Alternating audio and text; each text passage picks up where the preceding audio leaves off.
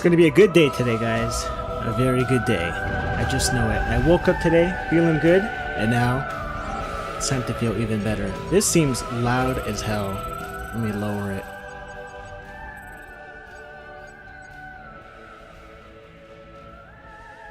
I think that's good. Let me know, guys, if it's too loud or if it's too quiet. I can adjust the settings on the fly. Tutorials off, please. Please, God.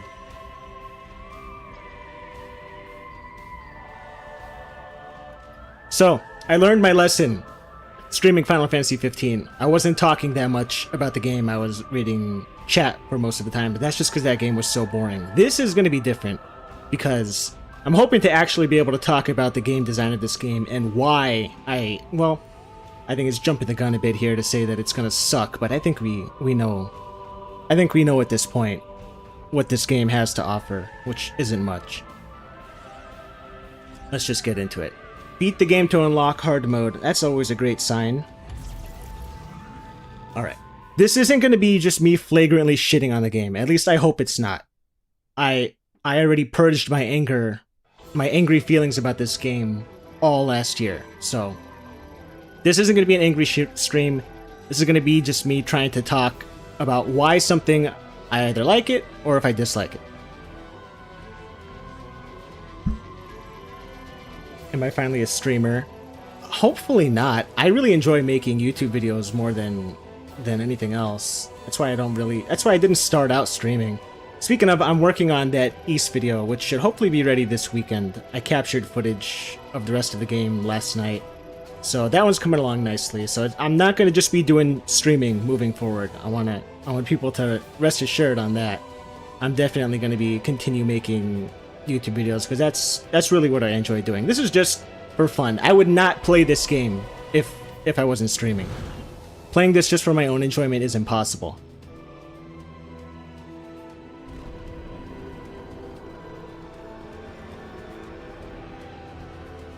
Have I tried doing premiered videos? I haven't. I don't know, I guess I could try that in the future if people really want it. I don't really see the point, because the videos are supposed to have long-term appeal, whereas live streaming is just for the moment. You get to enjoy it live with an audience.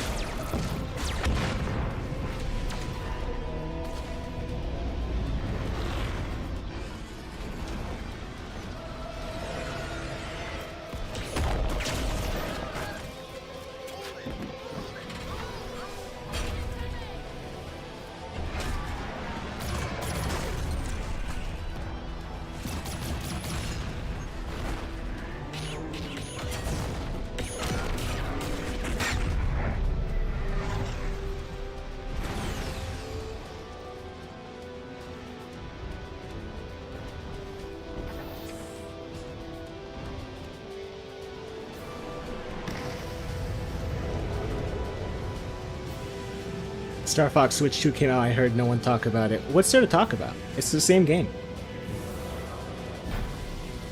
There's no surprises there. I lied, I did hear people talk about it, and it was the same complaints of when it came out, which is it's too short, because people don't really understand the appeal of rail shooters. This seems very loud. Oh. Is there a way to lower the volume? Music volume, I'm gonna drop it. That should be fine for now. Okay, this I like. We just saw that little intro cutscene and then we go straight into the combat. That is good. And hopefully we'll see how much longer it stays like this, because I really want minimal cutscene interruptions in Metroid. You really don't need it. Like, I don't need a reason to be here right now. You could just tell me, this is Samus's next mission, go. And I'd be like, cool, sounds good. I don't really need to know why I'm here. Okay, so we got we have bomb jumping. Okay, that's good. I can't believe it. It's Samus. It's really her. We're holding our position, but the artifact is at risk. We need immediate help. Samus, you made it. Command needs you to secure a sensitive artifact. Uploading coordinates now.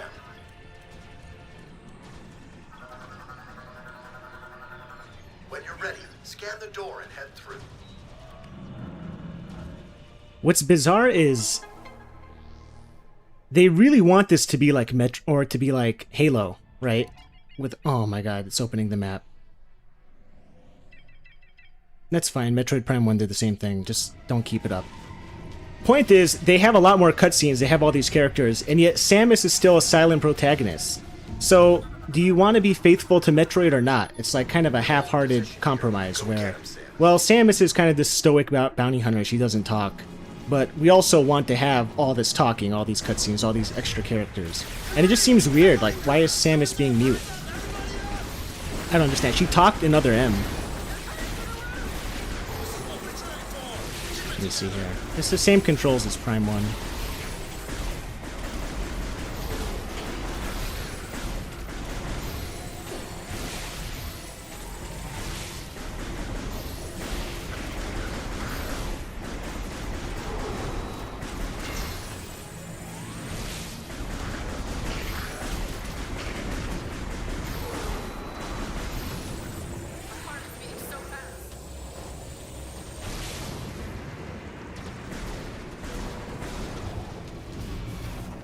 I'm glad I turned off tutorials. I can just cruise through this. Now, there is... I want to see if they retained this. If they have instant morph. Because in Metroid Prime 1, you have to watch this animation where Samus unmorphs. Although it's kind of quicker in this than it was in Prime 1. In Prime 1, it was much slower. In this one, it doesn't look like... Oh, there is instant morph. Did you guys see that? Okay. So this is cool. If the camera can't get close enough to Samus, it'll just do that. She'll instantly unmorph. This is a technique they use in speedrunning. I'm not speedrunning this game, but you see how Samus is hidden right now? If I unmorph, it instantly unmorphs. So that's cool that they retained that. Metroid Prime 4 versus Doom the Dark Ages thoughts. I haven't played Doom the Dark Ages. Is this any good? I saw that they had parrying in it, and I said pass. Like parrying bullets. Halo didn't have that many cutscenes. There was like 5 per level. I didn't play Halo 1, but I did play Halo 3. And I think you're right. I don't think there were that many cutscenes in it. But this certainly has that Halo flavor with all these Space Marines. You'd think they would have learned their lesson because nobody really bought Federation Force and nobody really cared about it. This is very clearly a series meant to be just Samus. And yet, they keep pushing these soldiers. Like, who cares about this stuff? The thing is, we have so many of these games that are already, like, dealing with Space Marines. Did we really need Metroid to become that same series? The appeal of Metroid... Oh, she has double jump. That's cool. The appeal of Metroid was always that it was doing its own thing.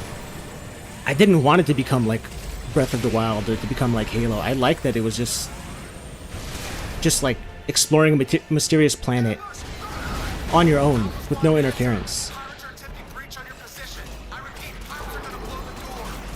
A is the bomb button, okay. Has this game got parrying? It wouldn't surprise me if it did.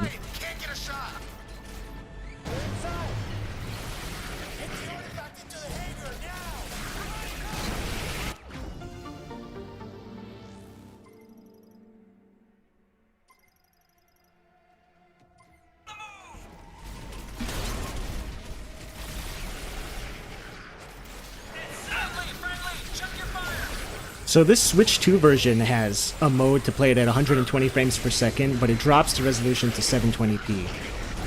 That was the only thing, like when I booted up the game, you had the option to choose between the two. So I just chose 1080p 60. But I think it's embarrassing that this game was being advertised that it can run at 120 frames per second, but it runs at 720p resolution. What's the point?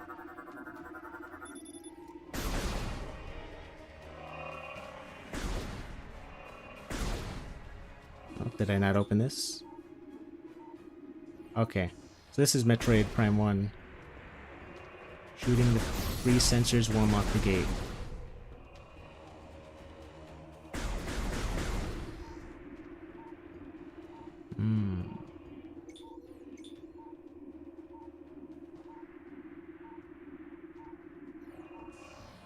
Why do you need to play Metroid at 120 frames per second? Just because any action game feels better at a higher frame rate. It really doesn't matter. At 60 frames per second, it's fine. But if it was supposed to be a selling point, the Switch 2 version costs $10 more than Switch 1. And the only real tangible benefit is the higher frame rate. At the very least, it should run at a decent resolution. Alright.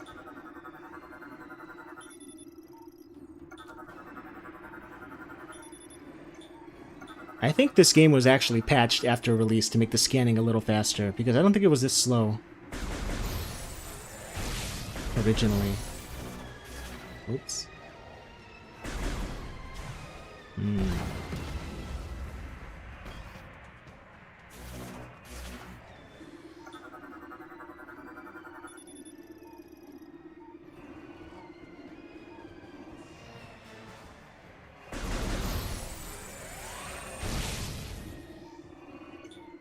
Oh boy.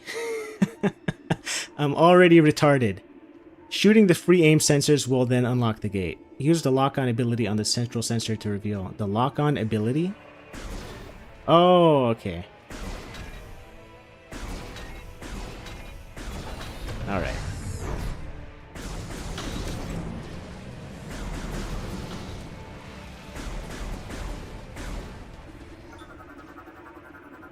Did they also change scanning to be faster in the Prime 1 remaster? I never picked that up. I think it's the same. There really should be instant scanning for everything except bosses. Bosses, it makes sense to have slow scanning because you're in danger. During the scanning process, they can hit you. But for scanning the environment, just make them instant scans. I need to secure this thing. We're out of time. Let's go.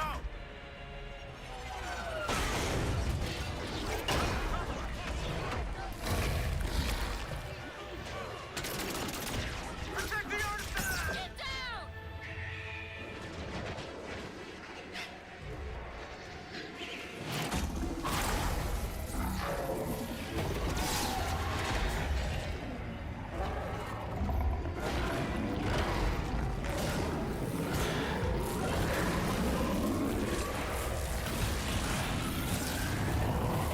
Doesn't the Switch 2 version have docked at 120 frames per second, 1080p? No, it's 120 frames per second at 720p. It's the very first thing you see when you boot up the game. I wasn't capturing, so you guys didn't get to see it, but that's the very first option that you're presented.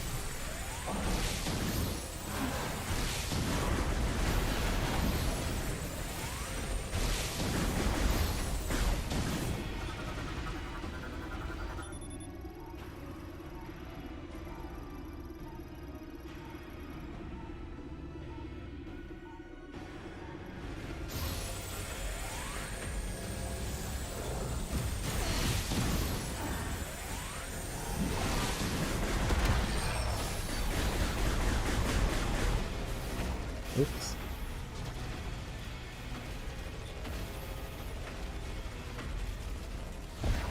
Okay, R1 for missiles.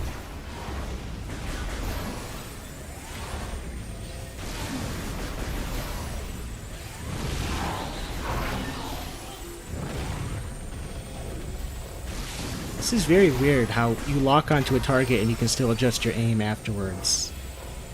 See, I'm locked onto him right now, but I can move the aim around. I wonder if they did that because it's trying to be more accommodating for... You can use, like, the Joy-Con as a mouse, but...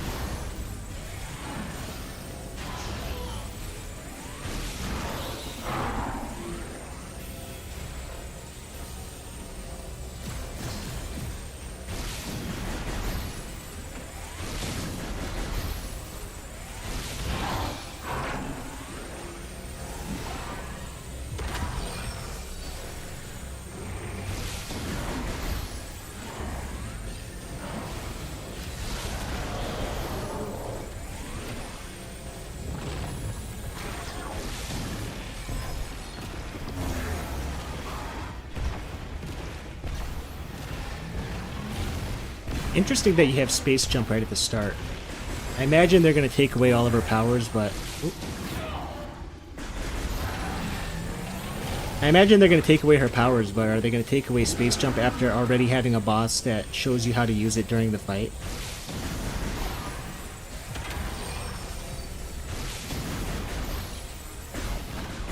This thing has way too much health for a tutorial boss.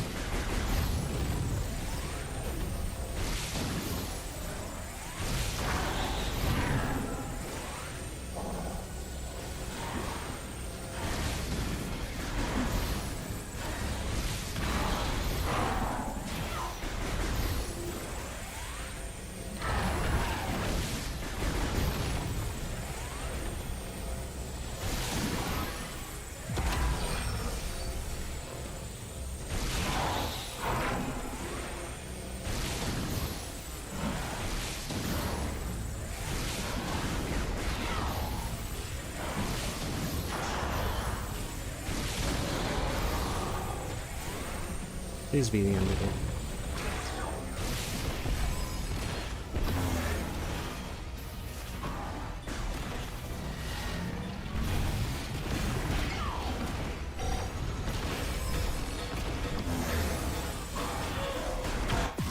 Alright, thank God. Mach-N X is cool, tough, but very cool. Mach-N X is really good. Play the Dreamcast version. I don't know if the PS2 version was localized. I think that's a Japanese exclusive. But I'm pretty sure they changed it to like a third-person action game instead of first-person. You're more focused on the game than for all of FF15 combined. Because I've played FF15 before, and also that game has so much downtime where you're just sitting in a car. At least this one, well, you see right now I'm in a cutscene, I can read the chat.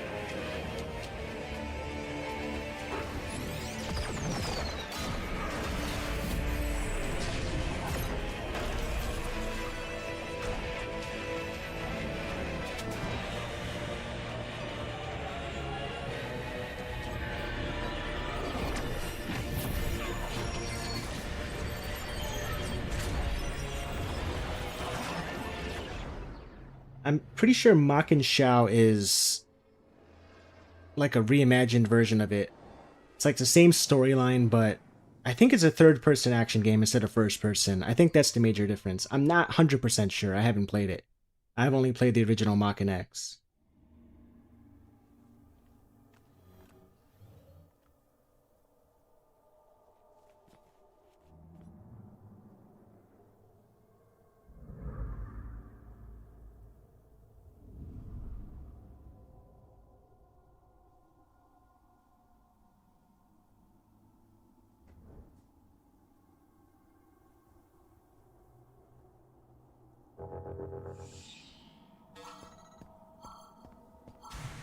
Alright, they took away Space Jump. Did they take away Morph Ball? You got Morph Ball. Bombs are gone.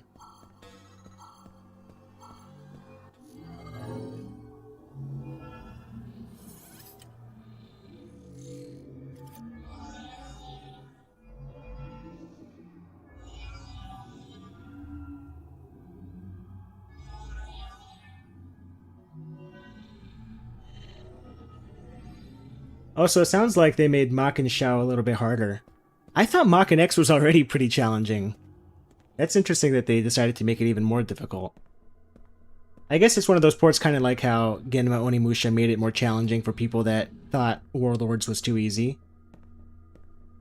Which, if you're gonna like remaster or port a game, I think making it harder is certainly a way to make me more interested in playing it.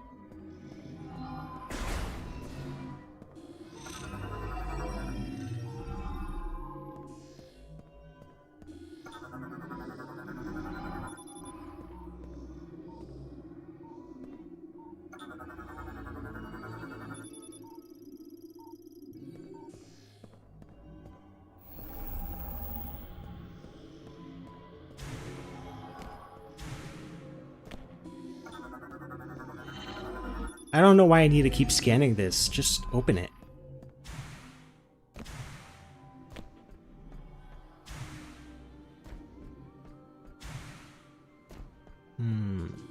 Scan again.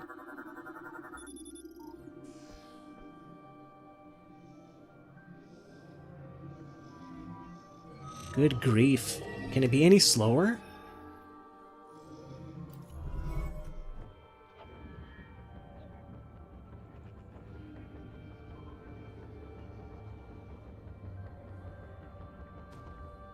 So then I made it harder at Itagaki. I honestly don't know if he was being serious in that quote or not.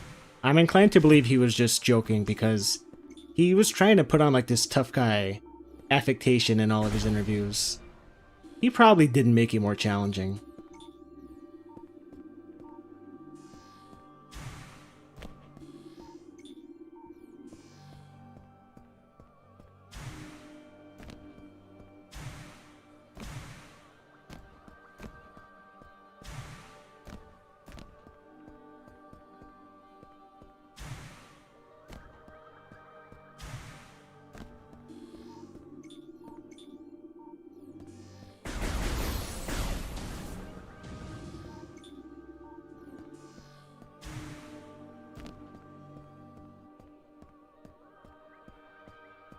Surprised how easy you found Onimusha 1. Yeah, Onimusha 1 is not challenging at all. Maybe towards the end, if you don't have enough resources to fight the final 2 bosses, like if you used up all of your healing items beforehand, because there's no shops in that game, you can't buy items. Although the recent remaster from like 4 or 5 years ago of Onimusha 1 added in a hell difficulty, and I haven't tried that, but I heard that that's extremely challenging. That might be worth checking out at some point.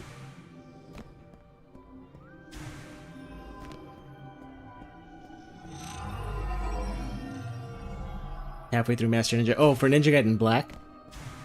I doubt the playtesters were testing Master Ninja. It must have just been normal mode. Ninja Gaiden Black is pretty fairly balanced between its escalation of difficulties. It's not like Ninja Gaiden 2 where they just ran out of time and they're like, fuck it, just spam incendiary shurikens in every single stage.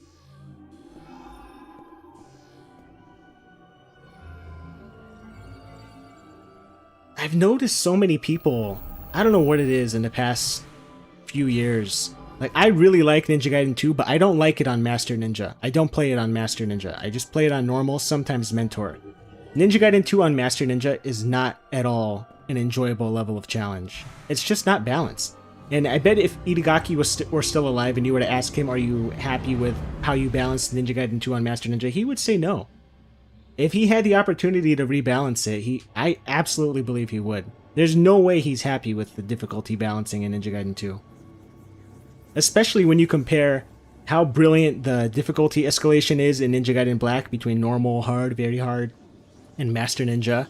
You don't have that smooth gradient in Ninja Gaiden 2. It's like normal is pretty easy when compared to normal mode in Ninja Gaiden Black. Mentor's is pretty challenging, and then Master Ninja is what the fuck? You didn't even try to balance this. So, and it's fine if people like Ninja Gaiden 2 and Master Ninja. I'm not saying there's anything wrong with enjoying it, but I don't think that it is at all intentional design. They like it even though it's unintentionally designed that way.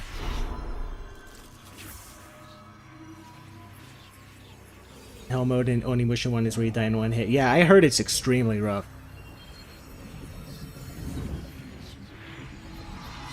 Itagaki playtested until Master Ninja.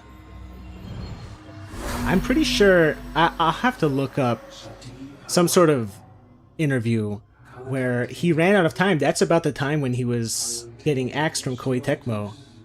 He didn't have time to finish balancing the harder difficulties of the game. And even on normal mode, like the last third of Ninja Gaiden 2 is not at all designed like how the first half of the game is. Like the first half of Ninja Gaiden 2 is really good, and then the second half, it kind of feels like these stages were just unfinished, just spam enemies.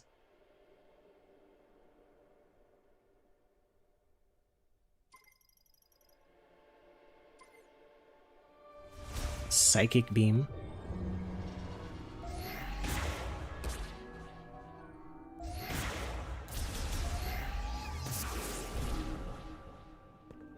Let's see here.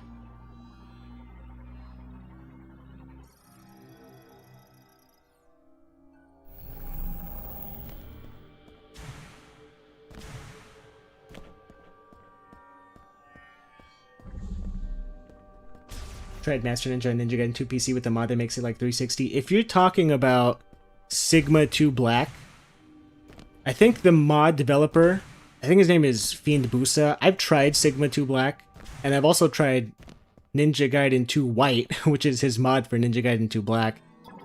That guy, he makes it, if you can beat his mods, you could beat the original Ninja Gaiden 2 on console. He deliberately makes them more difficult than even the original difficulty. Those are for like die-hard fans. Like, play Ninja Gaiden 2 White on Master Ninja. That's harder than anything Itagaki's ever designed.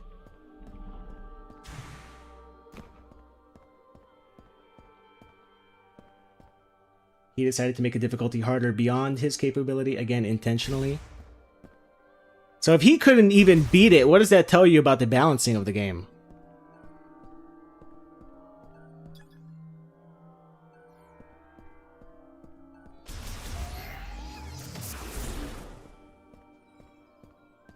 I wonder if I went the wrong way.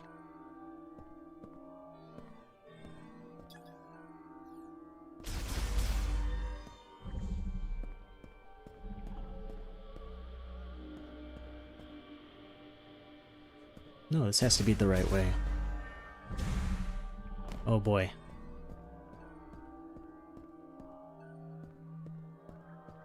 This is not powered on.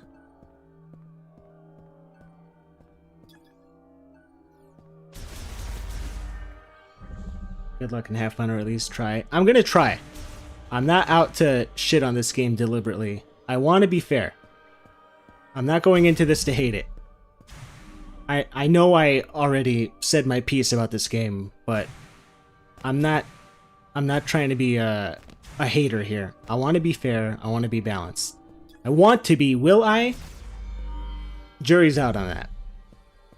Although I'm still in this very slow portion of the game right now, and I hope it gets me the hell out of this tower already.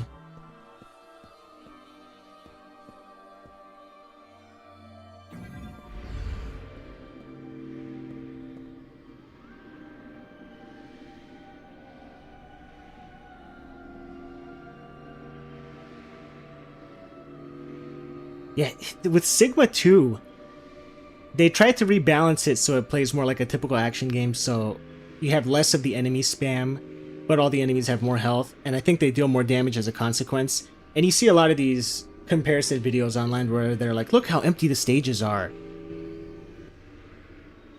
And it really is just like a completely different remixed version of the game. I don't think it replaces Ninja Gaiden 2, but I think Sigma 2...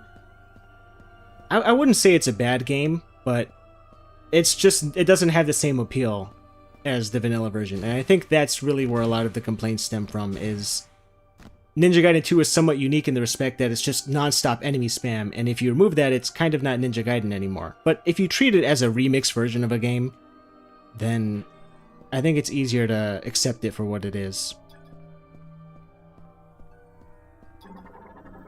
This scanning shit needs to end, please. Enough with the scanning.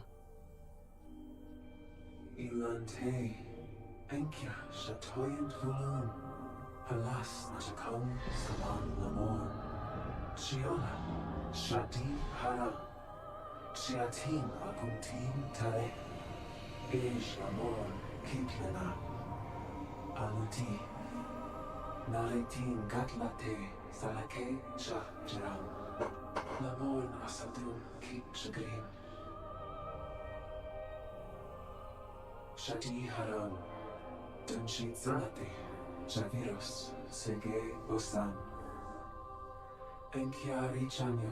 Master Ninja felt like those shmups ultra hard modes. Funny you say that, because in my upcoming East video I talk about that a little bit, because East 2 and the final boss of East 1, those are just straight up like shmup stages. It's just about dodging projectiles. They're really fun.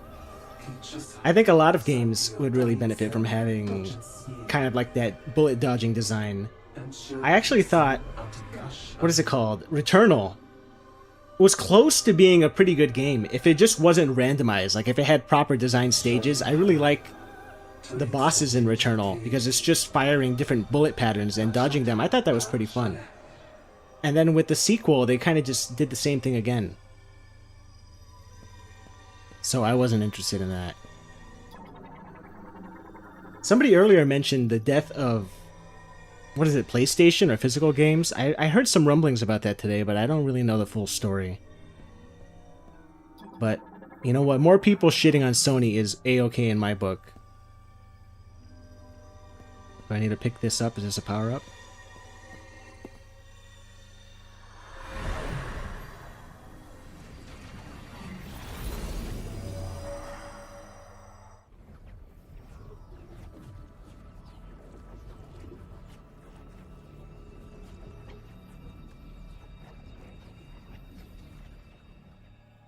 The final boss of Sonic Frontiers, you looked at as Ikaruga. That's also the final boss of Nier Automata during the credits.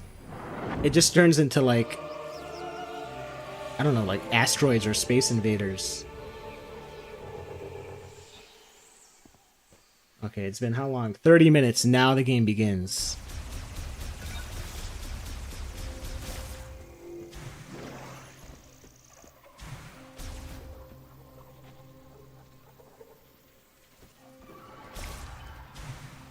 This is very clearly trying to mimic Talon 4 from Metroid Prime 1. I do like the art direction here. I think this is very well done. To give the game a little bit of credit here.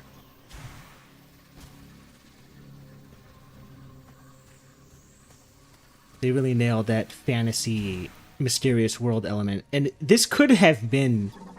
This really could have been, because I know people were telling me that they were getting like Metroid Prime 1 vibes from this, from the original trailer, but I knew it really is a trend with Metroid, how they just keep trying to push the story.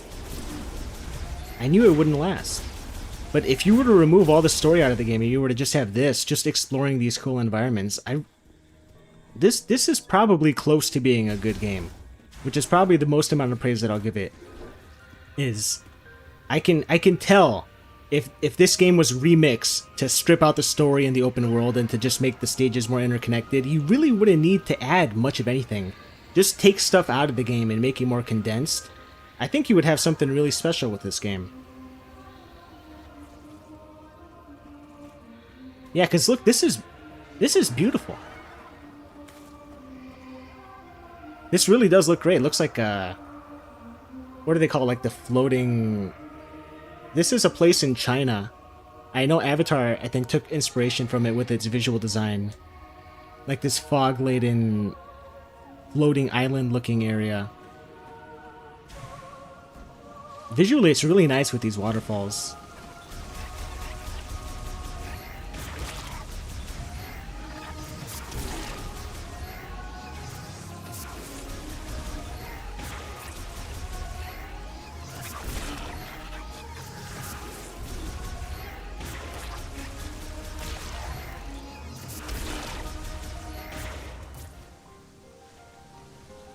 Did these react to shots? No. It's not a living environment. Got around to playing Baldur's Gate Dive X. Is that the fan mod that just makes it like a 100 floor like dungeon rush or something like that? I heard someone mention that.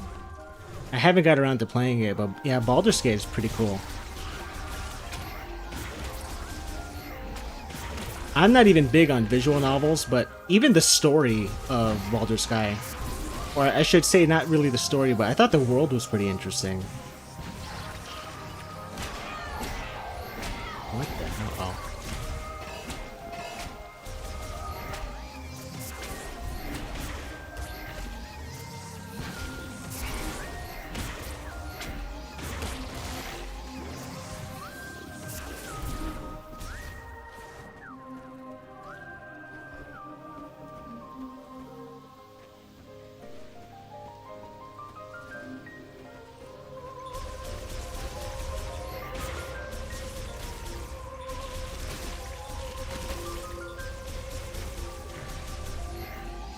From Sichuan or Hunan province. Yeah, it's based on like this is really reminiscent of China.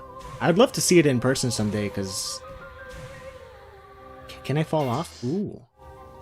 Okay, you just respawn. Yeah, I really love this type of visual style. I think it's really well done. Several short games I love that only have 30 minutes to 1 hour of content that I enjoyed playing for 40 hours. Yeah, that's a hard sell for people. because they just want to beat a game once and move on. Which, I mean, if that game is Persona 5, I would do the same. I would not. I tried replaying Persona 5. I couldn't do it. It's not even because I think it's a bad game, although I do shit on that game quite a bit on my channel, but it's just, I can't play a 100-hour-long game for any reason. No matter how good it may be. I don't have that kind of attention span. I don't have that patience.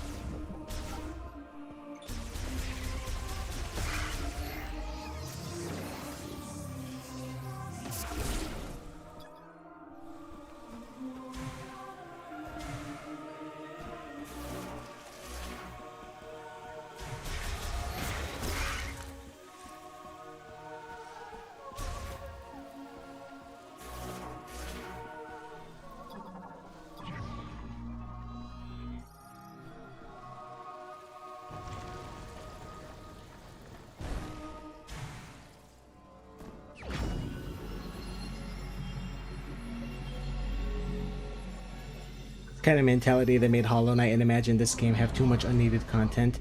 Hollow Knight wound up getting like 3 or 4 expansions after the fact. I don't think the base game itself is really that long, but they don't sell just the base game anymore. It comes with all of those free expansions.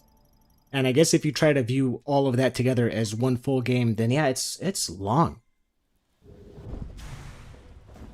I only got like 15 hours into Hollow Knight the first time I played it, and I don't even think I was halfway through with that game.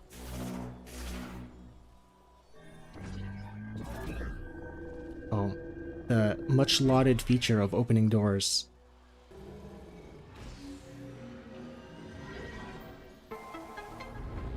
Does it need to play a cutscene? It could just open it.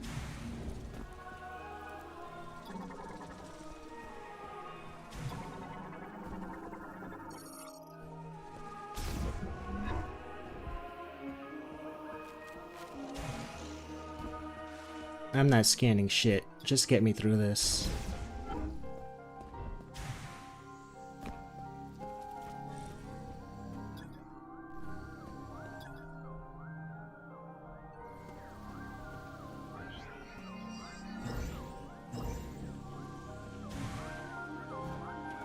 Ooh. X-ray visor.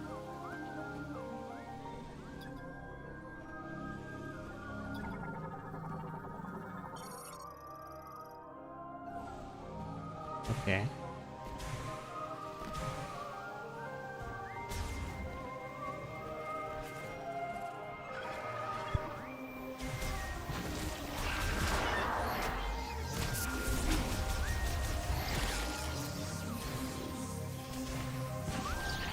Just run fast. I'm not even gonna fight him.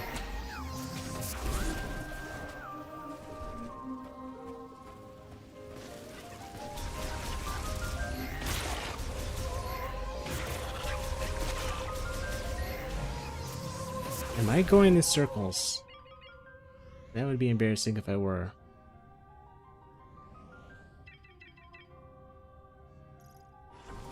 Okay. Looks like I am going in circles here.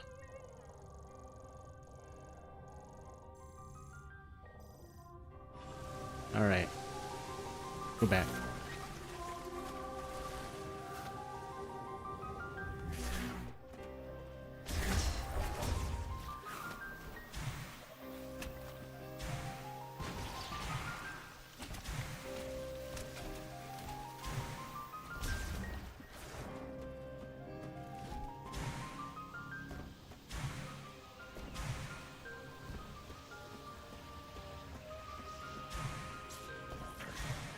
Silksong managed to be worse. It took me 50 hours to not even 100% the game, and that game's expansion is not out. People were telling me they were kind of frustrated with Silksong. I don't know if it was because it was just too difficult or what, but I remember thinking when it came out that it looked like just more of the same to me. I didn't really see anything that stood out as radically different from Hollow Knight. But people were telling me like, no man, this is not as good as Hollow Knight. Really?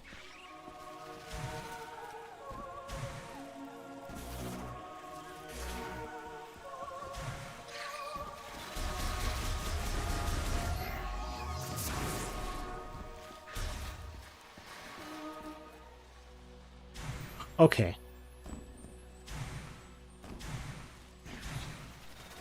I got the power up to open doors with the power of my mind. Where do I go from here?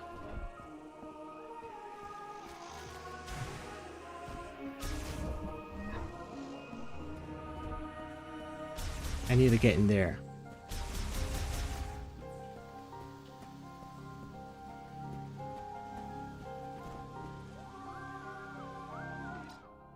Am I missing a power-up here? No.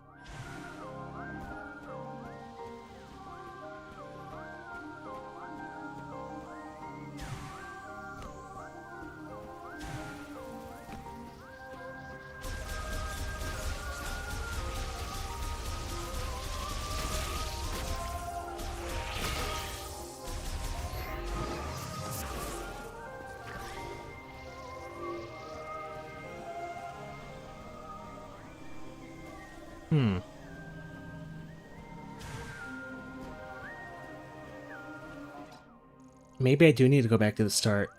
Is there something that I missed?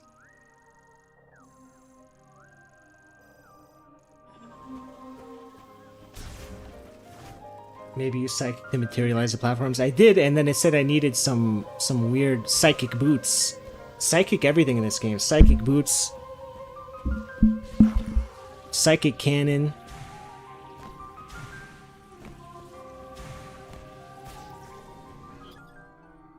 Standing on them requires psychic boots.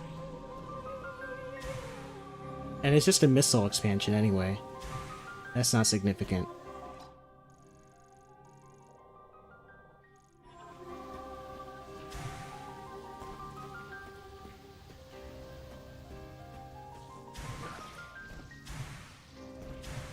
Silksong is significantly more challenging than Hollow Knight. If you don't like indie Metroidvanias, I doubt you'd like it.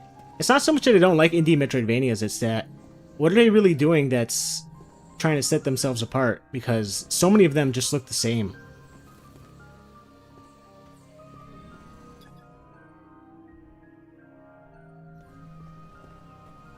Oh, here they are. Okay.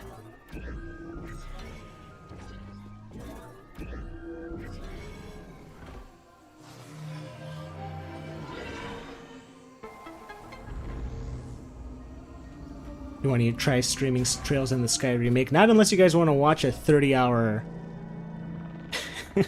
30 hours worth of cutscenes.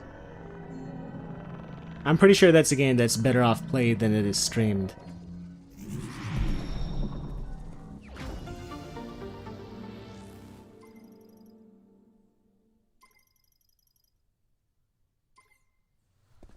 Plus, if it's a faithful remake of Trails in the Sky 1, that is a very slow burn game. And I mean very slow.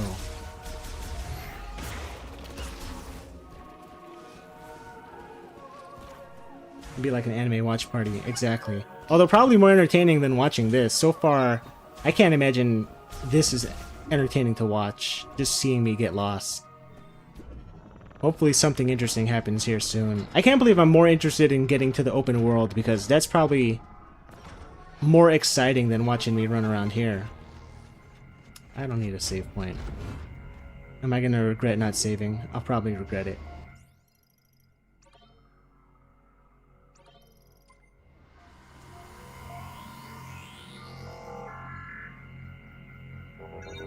Ender Lilies and its sequel I heard were pretty good Metroidvanias. I haven't played them, but I have played their new game.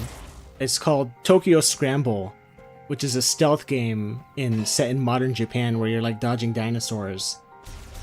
And that is like the most janky fucking stealth game I've ever seen in my entire life.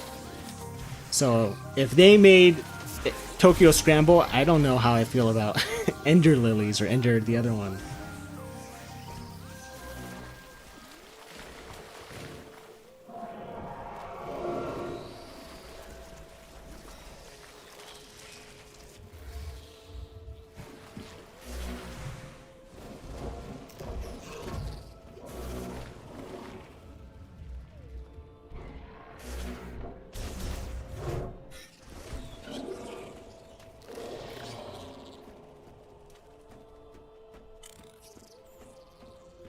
This is so long and linear for no good reason. Why does it have to be this long?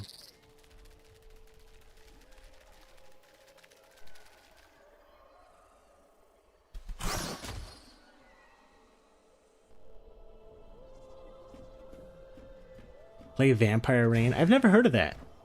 What's Vampire Rain? Sounds like an old game. I can't imagine that's something that came out recently. Never heard of Tokyo Scramble. I think it's a Switch exclusive. Don't quote me on that. I got it for like 20 bucks a week or two ago. I was like, this looks pretty interesting. Looks like one of those disaster games. Like, Disaster Report. That's what I thought it would be. I wasn't expecting a stealth game, but it's just a really hard and really shitty stealth game.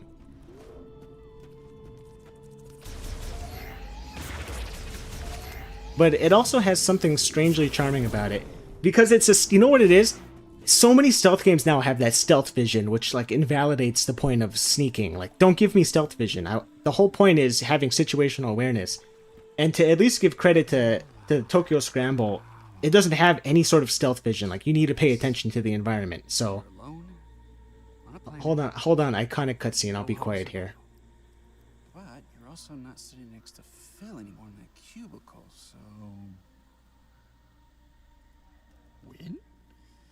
Oh. Okay.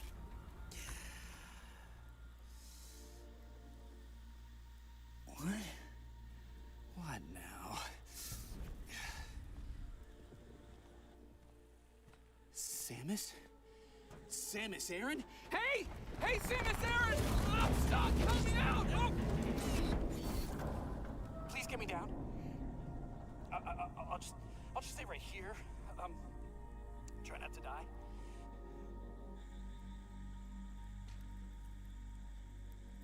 Please stop.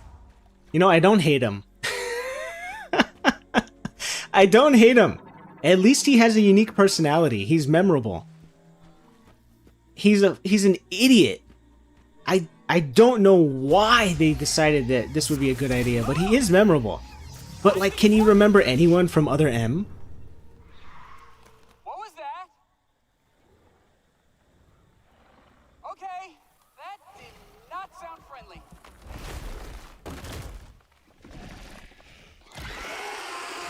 Okay, I got it. Oh, no.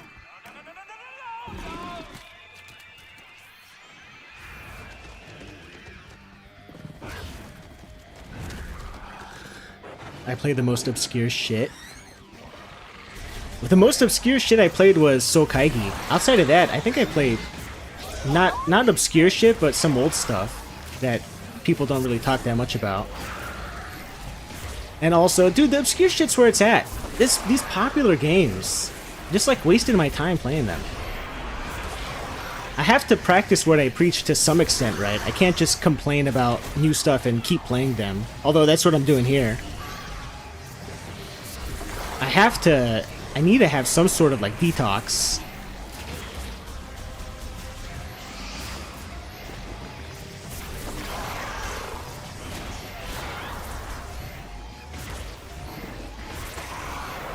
Oh no, there's too many of them.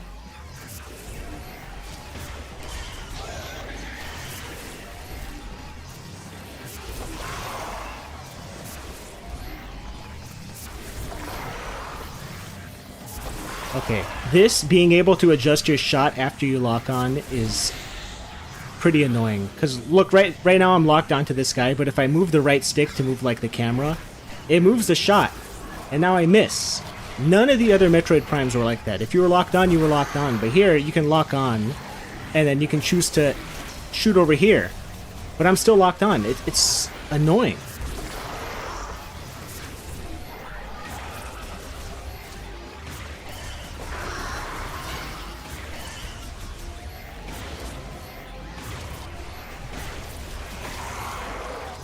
Didn't someone say that someone was comparing this to Doom earlier? This is a Doom, like, challenge room. Just fight waves of enemies. What is the point of this?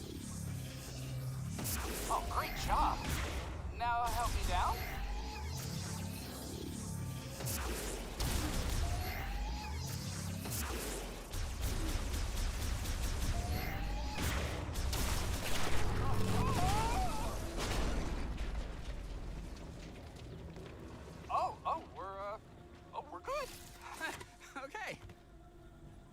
Played that Falcom game. I forgot the name of it, but it was that Ghost Possession game.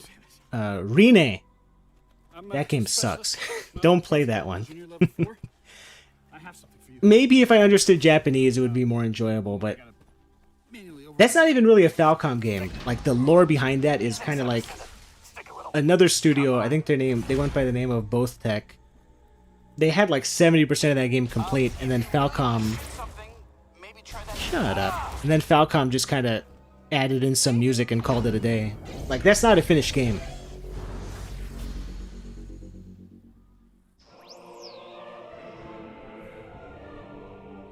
Play Obscure if you want an obscure game. I bought Obscure for like $1 on Steam. I haven't gotten around to playing it. Maybe it would make for a good Halloween video. I kind of want to talk about horror games. I might get around to that this year. So, where to? It might be a good idea to check the map and get our bearings. Oh god. Might be a good idea to check the map. Telling Samus like she hasn't done this before. If this was canonically supposed to be the first Metroid game, then this would make sense, like telling Samus what to do, but it's not.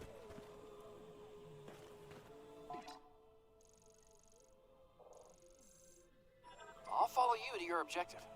Lead the way.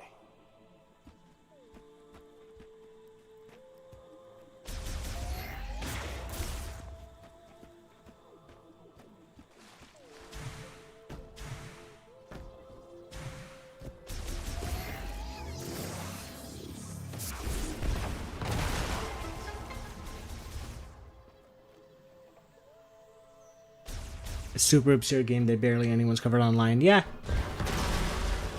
That's kind of why I wanted to talk about it, is because I don't think anyone has a full playthrough of Rene anywhere on the internet. I have not found proof that anyone's beaten the game. Like, you'll probably find articles where people have said they've beaten it, but like, I want to see some video proof. I don't know if that game is beatable. Maybe in Japanese, maybe some Japanese players have gone through it, but I don't know of anyone that can definitively state, yeah, I played Rene.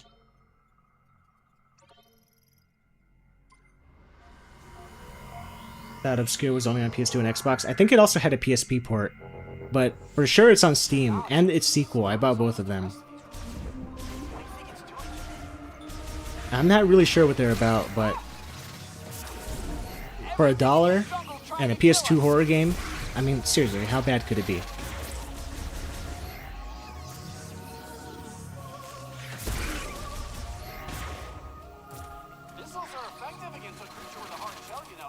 Ugh. So where's your missiles then, Mackenzie? If you're so knowledgeable about that. That is one massive tree. Thousands of years old.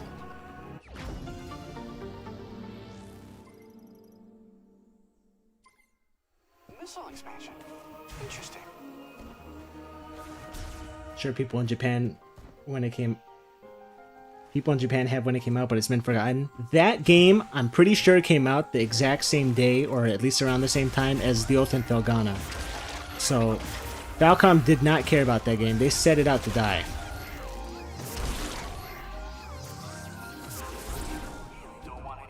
Like, if you're a Falcom fan in, like, the year 2005, and they're like, do you want to play Oath and Felghana or Rene? They both came out on the same day. Who would buy Rene? No one.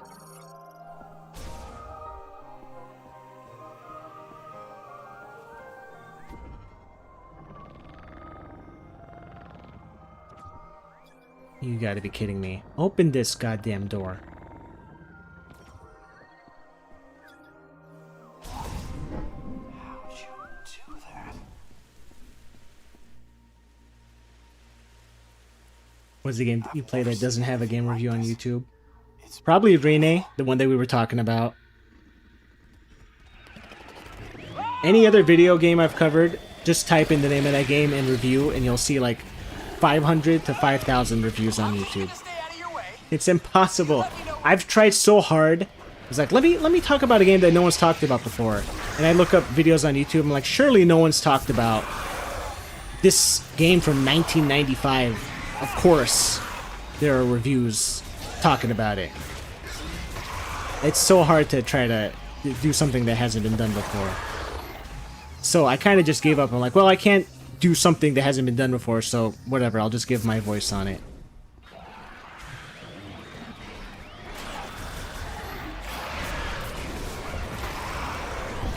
Coming over the side!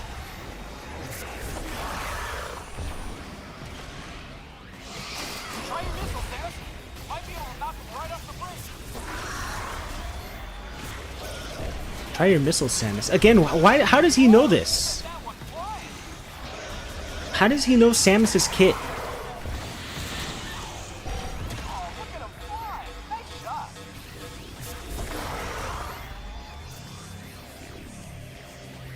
And why is there so much combat?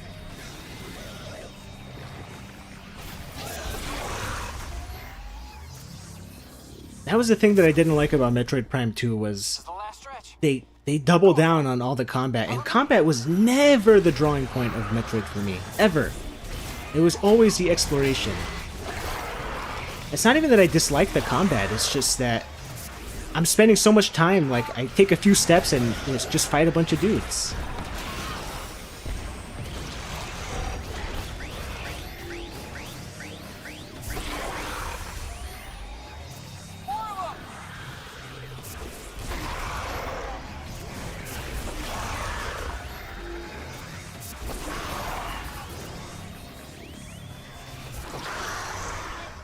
That was a close one. I wasn't sure we were gonna make it. Thank you, Samus. I can see the door, Samus. Oh! Summon Knight X doesn't have a playthrough on YouTube. It's very likely if you talk about a game that hasn't been localized and doesn't have a fan translation that you probably won't find a playthrough on YouTube. But at the same time, if if you look at those games, who's gonna care about you talking about them? You can't go too obscure, otherwise nobody's gonna be interested.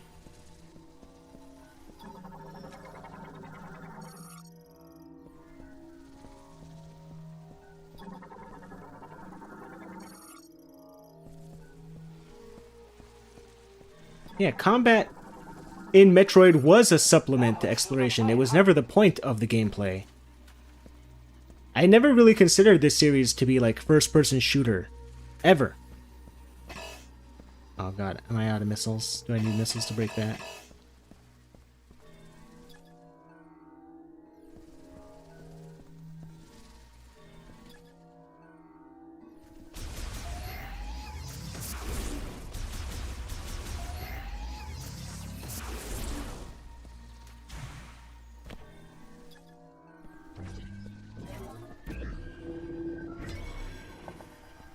I have no idea what we're doing, but it feels like it's working.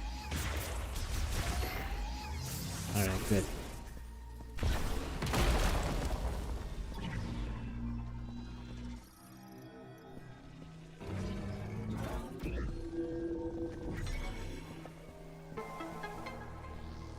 Well, I'll be. It did work. I'm gonna try out the GB or PSP version of Riviera. I think it has a Steam port. You could probably just check that out. If you want to emulate it, emulate the PSP version.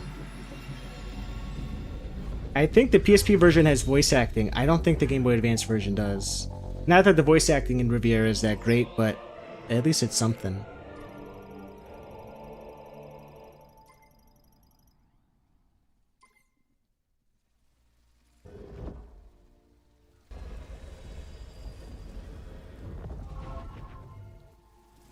You found something for your suit, didn't you?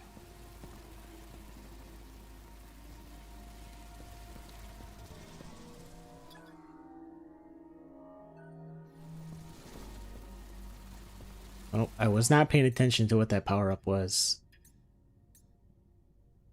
Let's see here.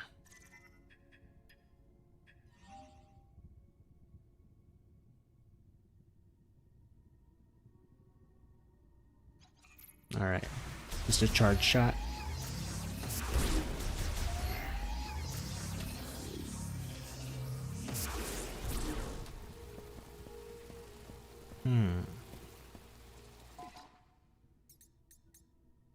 Let's see here.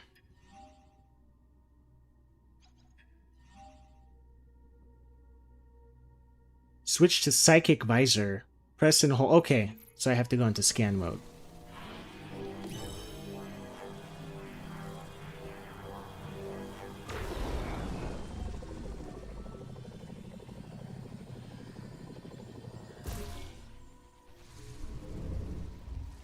Steam is censored for Riviera. It's probably one of those little CG pictures that they show, right? That door just opened all by itself. You could probably just get a... That's the beauty of playing games on PCs. Any game that's censored, people, like, day one, they're on it. They find ways to uncensor it. No way. A Mark 99 mech? I'd recognize that frame anywhere. Mark 99 mech, this is Samus Aran. Bounty Hunter, you know her. She's famous. Did I say I like this guy? I take it back. Like, he has a unique voice to him, but What are you doing here? this quirkiness doesn't really fit in Metroid. I'll take a few scans. Maybe we can come back here and get her. Oh, poor baby. She's torn apart. We can find the missing pieces.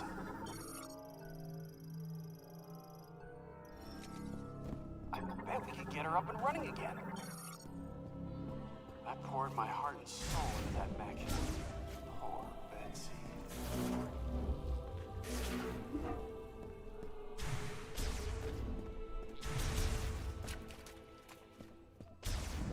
Alright, finally Mackenzie's gone. Oh, come on, I just said finally he's gone. He's following me? This planet's tech is a marvel.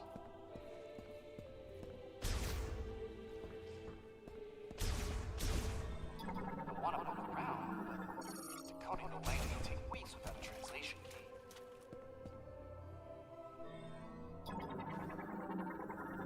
I'm just gonna I don't want to scan. I don't want to scan.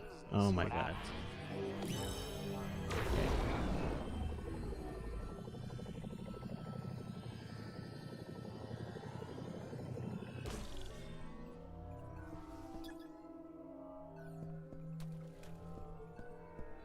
See?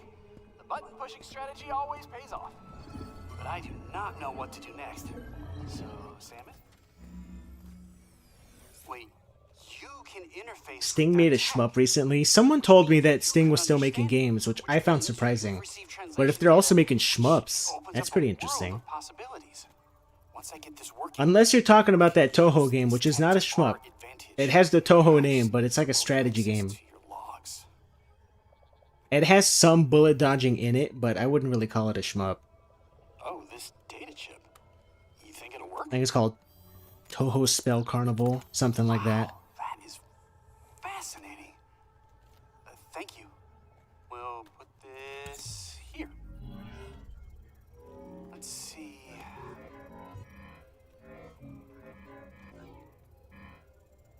This should do the trick.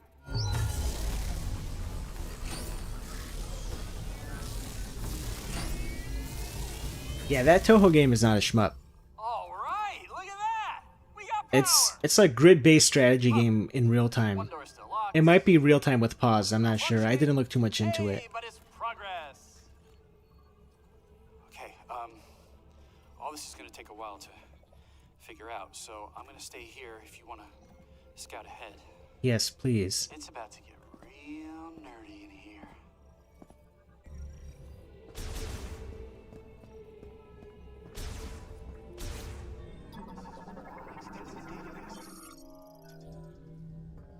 Half this game has just been scanning shit. Jesus Christ, enough. I know that's a crappy complaint to make because I know Metroid Prime is about scanning, but enough with the tedious scanning to open all these doors.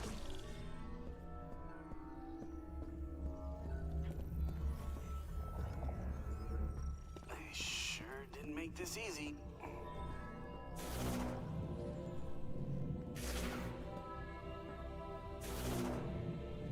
I don't have bombs yet, so I can't do that. I have to go through here.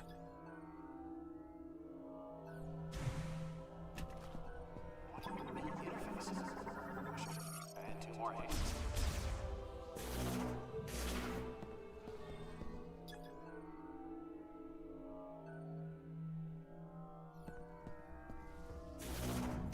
So now I can do it. I had to scan the door at first before I could do this.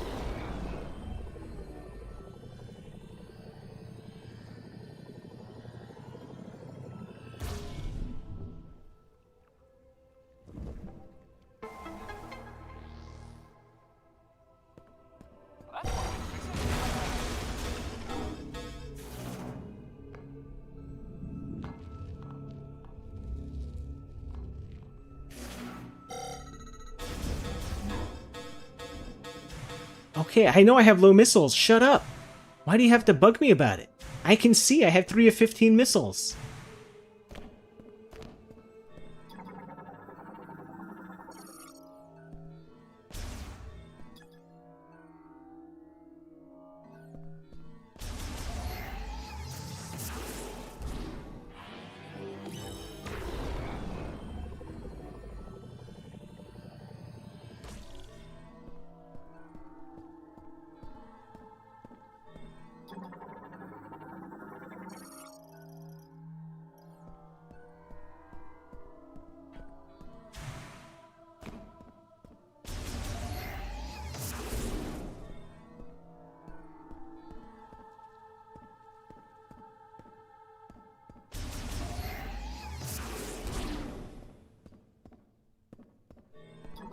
I didn't know I signed up for a puzzle shooter.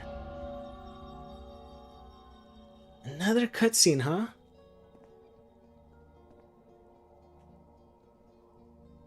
Shadi Haram. Ila, Dimjite, Asna. I hope all of these cutscenes are just front-loaded and that it eases up once I leave this tutorial zone.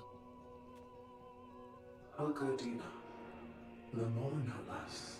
Indanich Gathalate Sadebelek Anchandigas.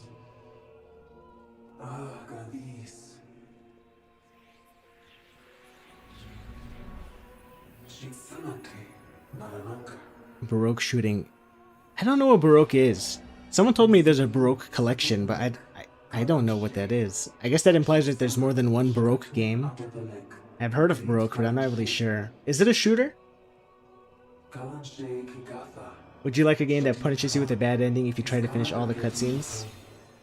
Siatin virus. Kararan Gerishakam. Sihalashast. Would you like a game that punishes you with a bad ending? Ashati Haram. Intendina It's Galanche. taken every ounce of willpower to not skip these cutscenes.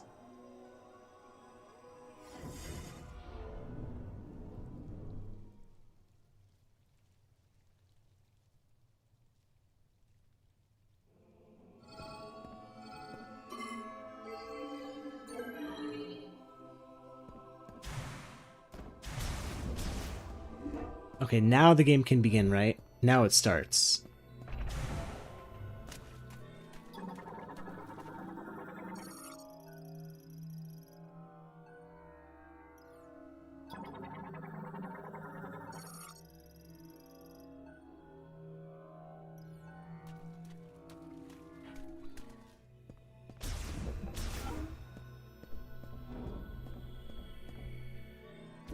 What is all this crap?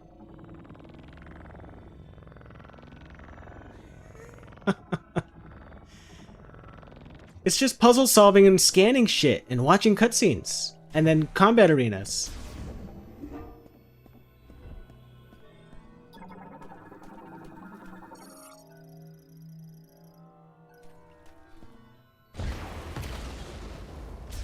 Concussive blast, I think, is super missiles. Yeah, I can't open that.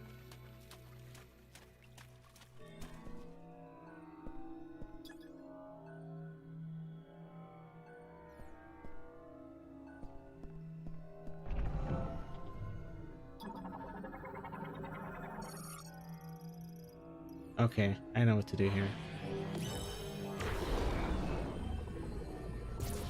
Lay it on thick with this, controlling this psychic beam thing. This is not going to get old fast.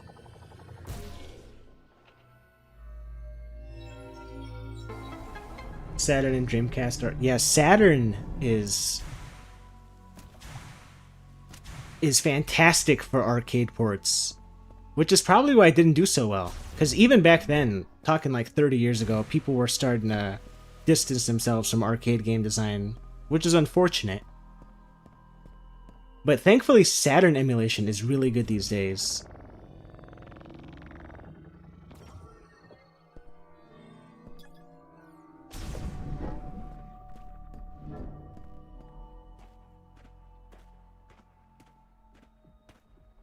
Metroid Prime 4 torture session.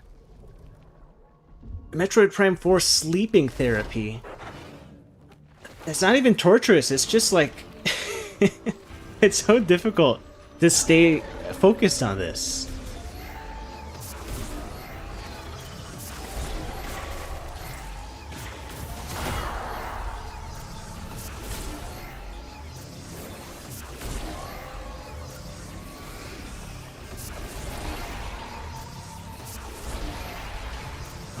Blatant Flogger ripoff from Prime 1.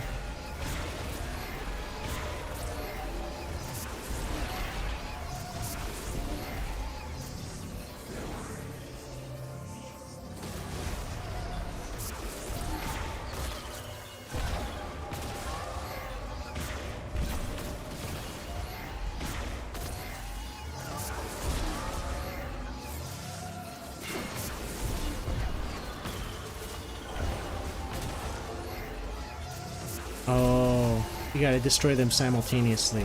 I get it. A little slow.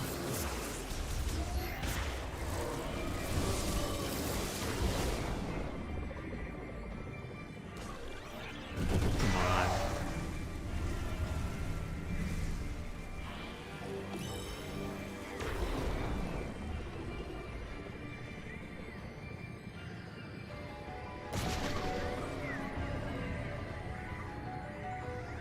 Is this really the best gimmick they could come up with for this game? It's so slow.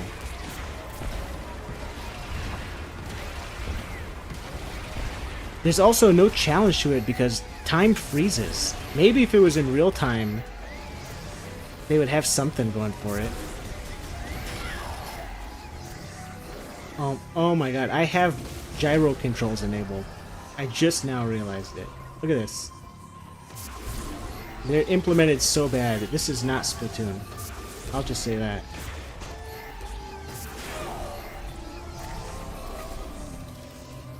It's so weird you can maneuver the aim while you're locked on.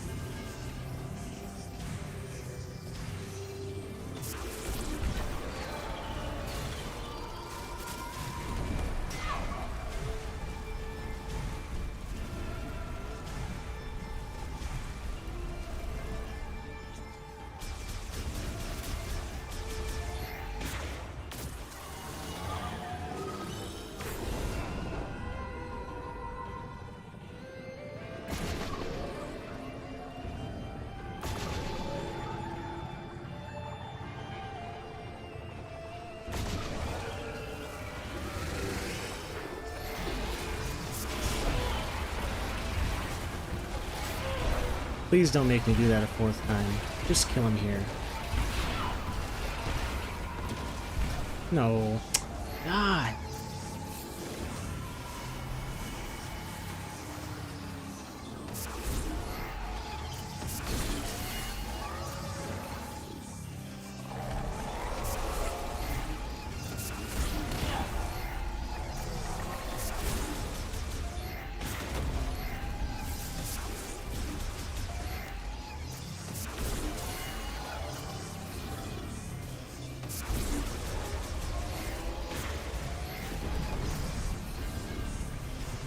Is there a way to skip this phase faster?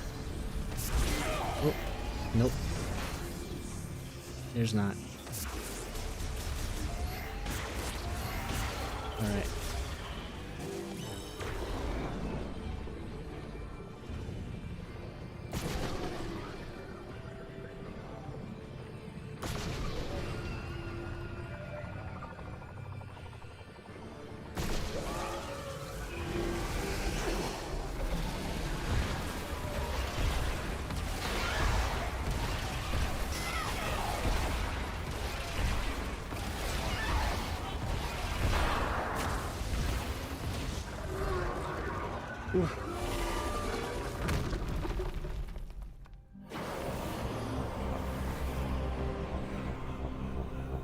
Convincing me to play a roguelike is harder than me enjoying modern Pokemon games.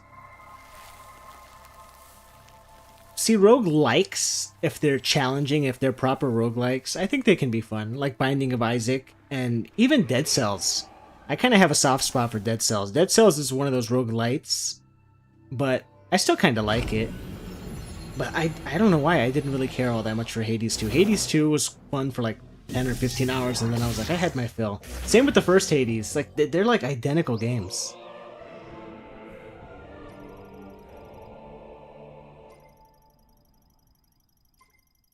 Alright, bombs. Thank God.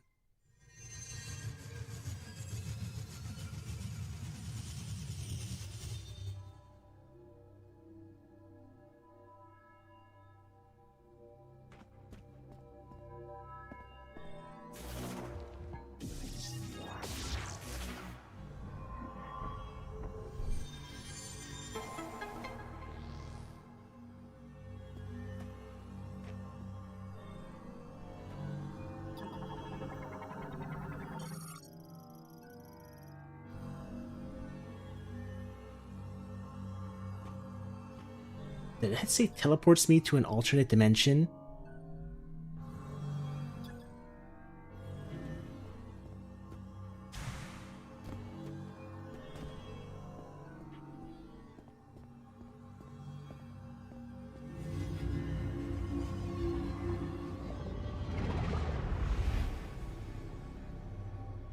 Hey, what's going on, DJ? Trying to stay awake for this game. So far, I've been playing for an hour and 15 minutes, and nothing interesting has happened. It's still on rails. This is still a tutorial.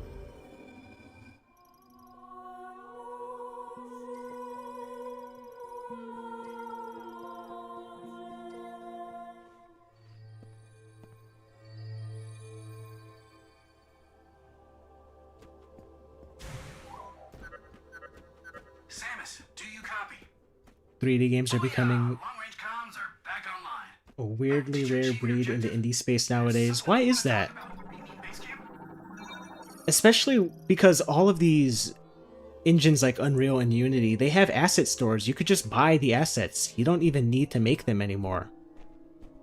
What is it, like 80% of Expedition 33 consisted of like pre-made assets?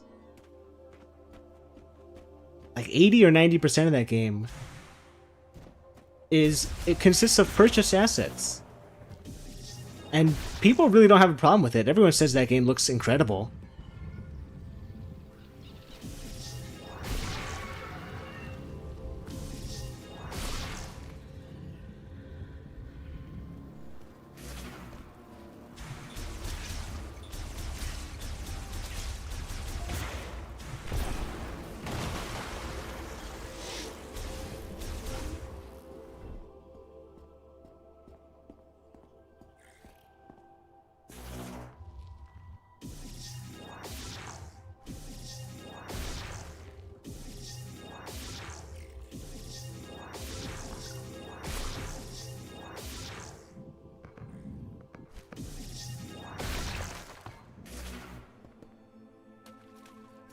3D games of lately are basically non-existent in the indie space. There is, I mentioned this, I think last stream, Dench Attack, that looks pretty interesting to me.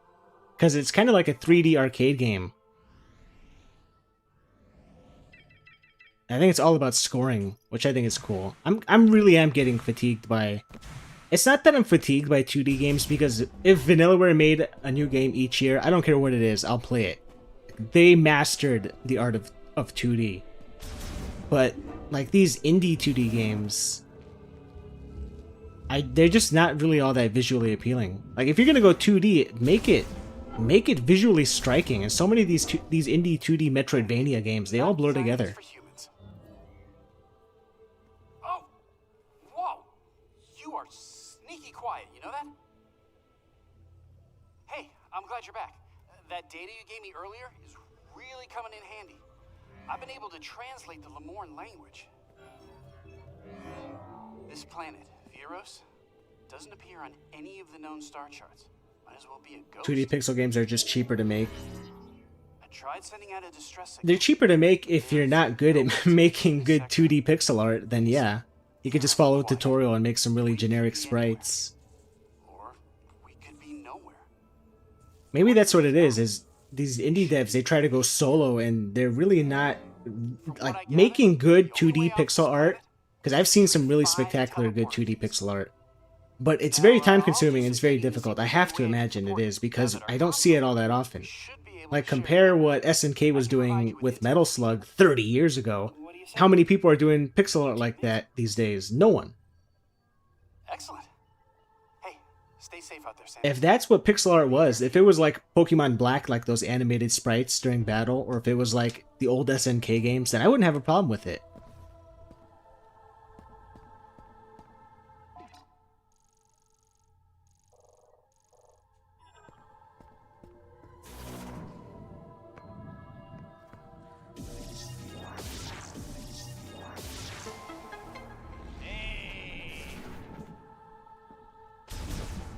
Be careful, Samus. You won't have me there to watch your back.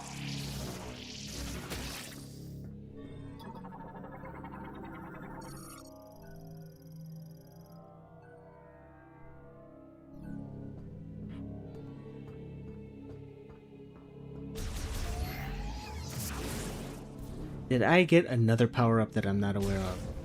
I don't think so.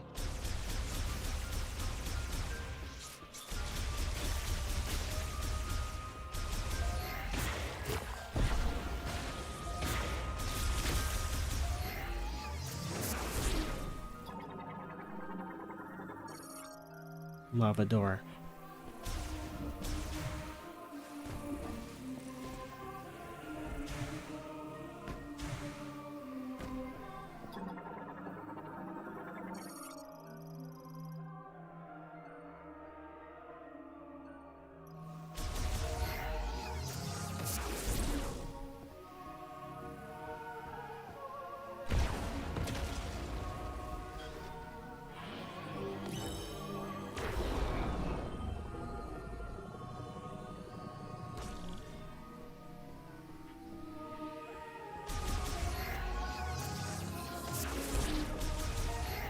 Concussive vibration.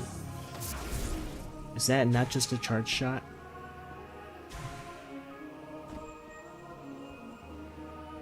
I heard someone earlier today mention there's like a Metroid leak. What is it? It's another 2D Metroid game is being developed. Someone found out from like some Brazilian website. I don't know what that is.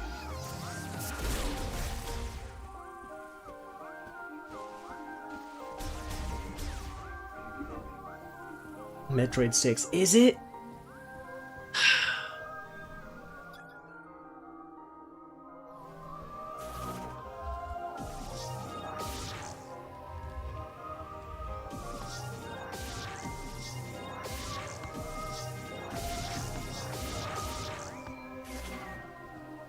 I must have gotten a power-up and I don't know what it is.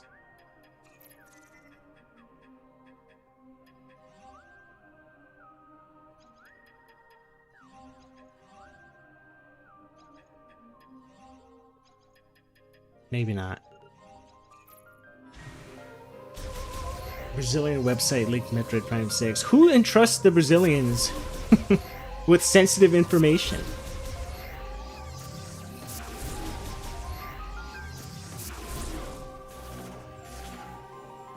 Brazilians back at it again.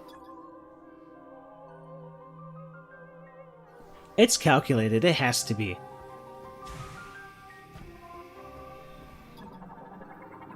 Either it's...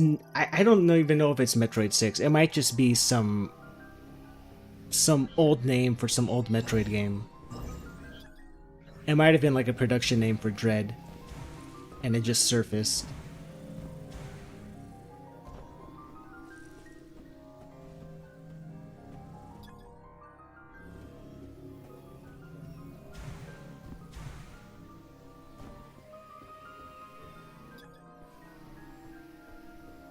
I missed a power-up I had to have.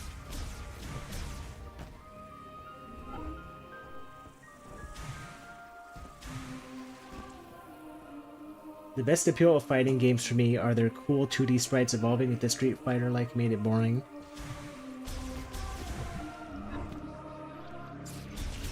I kind of like what ArcSys does with their 2D fighters. I think they're technically 3D, but they just put like a filter on them to make them look 2D.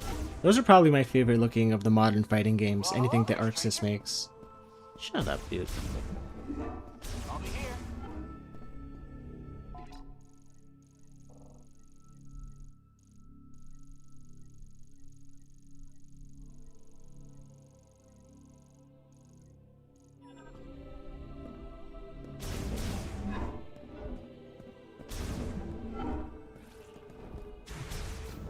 Street Fighter 4 onwards look awkward. I don't like how they look either. I don't like how Street Fighter 6 looks. But I also don't play fighting games, so it really doesn't matter what I think. How do you activate this thing?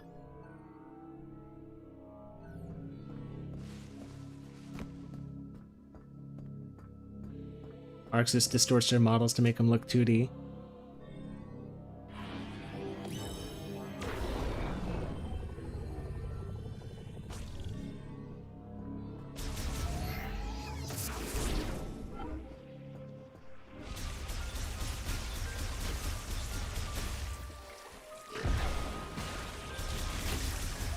Alright, let me actually read this thing. The lock can be removed only if exposed to extremely high temperatures. Yeah, I don't have that right now, so I can't do that.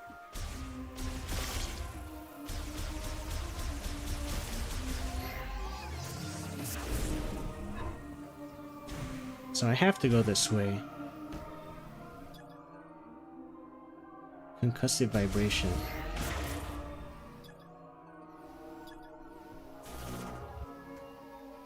Is it bomb jumping?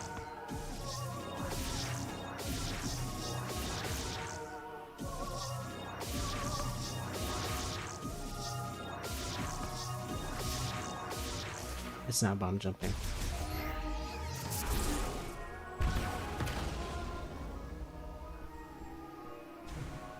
What on earth is this?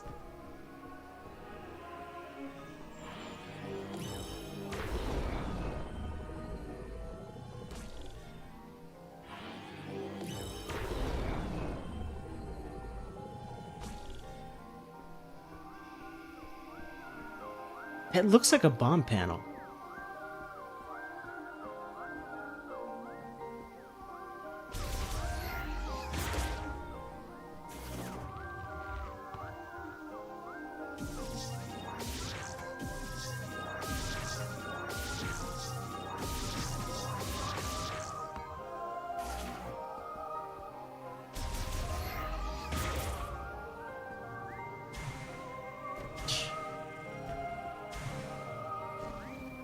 Anyone here own a CRT? I did as a kid.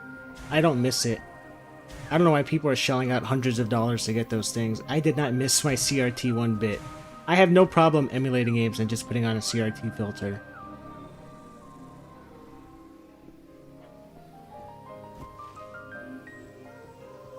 Plus my CRT, I don't think I ever owned the flat one. I had those type with the rounded front glass. And it always cut off the edges of the images on my games. So if there was ever like a menu in the corner, it would always get cut off. So I don't miss those days at all.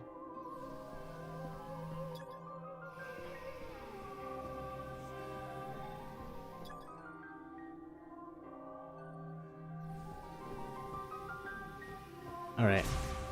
I give up. I'm gonna go talk to that fucking guy. See if he can give me a hint.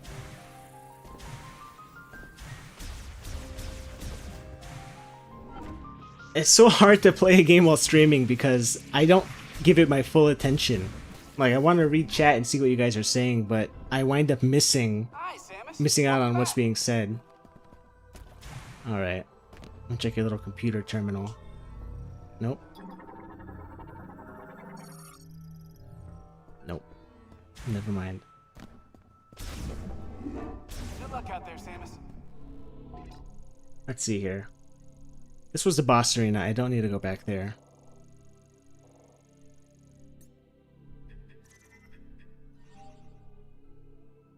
Wait, Spring Ball. Okay. You can go in there.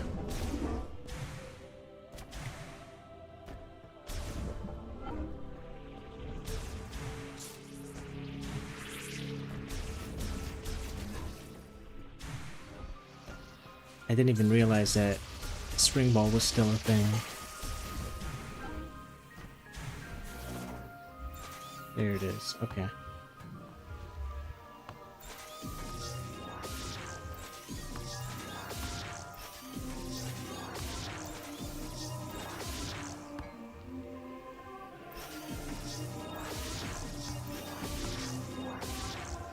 That's still wrong. There's no way to reach that from here.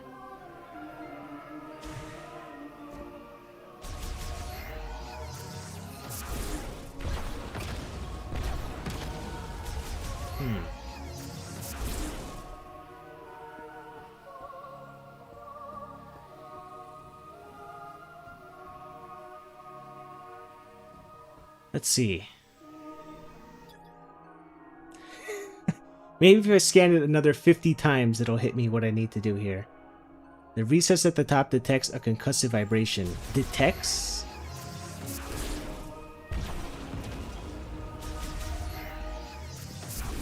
Can it be anywhere?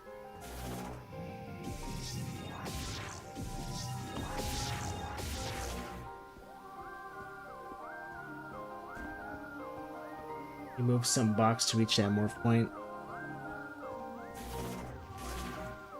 Let's see. I don't see anything nearby that I can use. I don't have these psychic boots to jump on those platforms.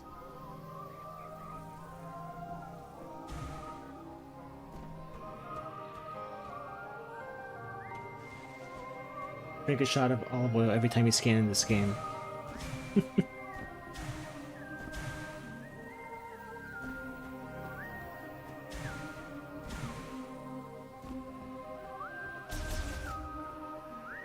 What is a concussive shot? Because that looks concussive to me. And so does that.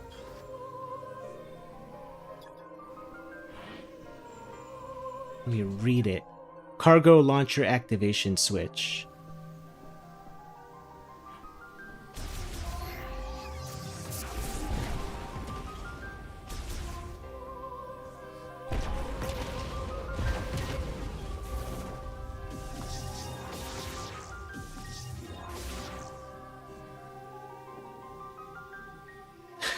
Will die of excess olive oil consumption.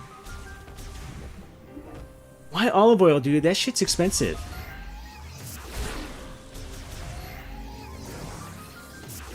At least a good olive oil is.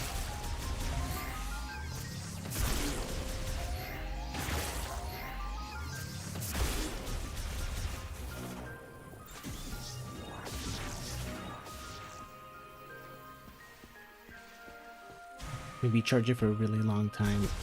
Unless it's super missiles. There's also this thing, I don't know what it does. It says you need to hit it from both sides.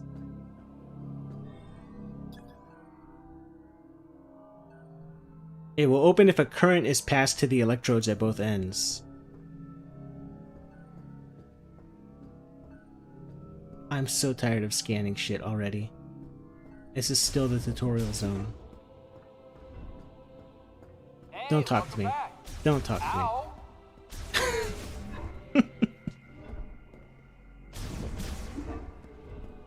Try the psychic bombs. How do you reach it with the bombs? This is... Are these bombs psychic bombs or are they regular bombs? What is a psychic bomb?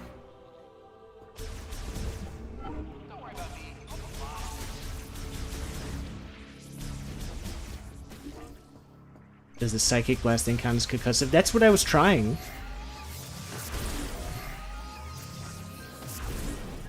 Unless I've repeatedly missed the sweet spot somehow. Is there somewhere else that I can do it, maybe?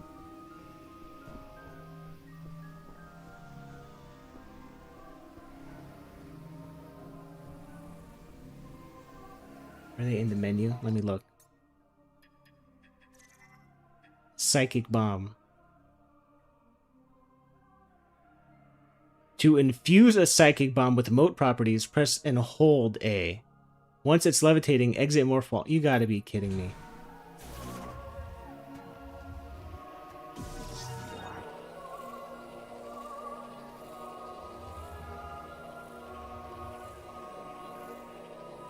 How do I move it?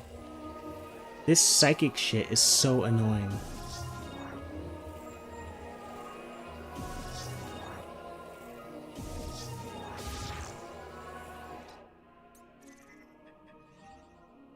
Once it's levitating, exit Morphball mode, switch to Psychic Visor. It's okay, it's only the most tedious shit you could conceive of. I would never have guessed that if I didn't read the description of that item.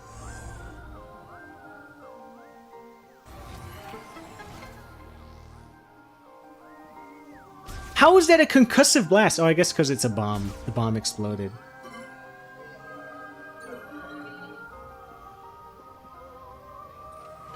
I can't believe I'm saying this. Get me to the motorcycle already.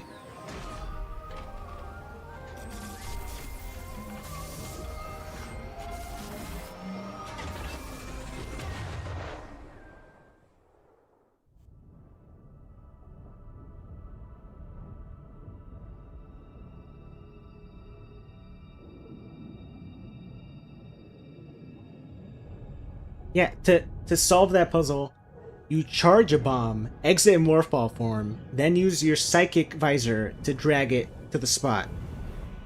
What is the point of that? It's like 10 steps to do one tiny little thing. Here we go. This is why I bought this game. Oh yes.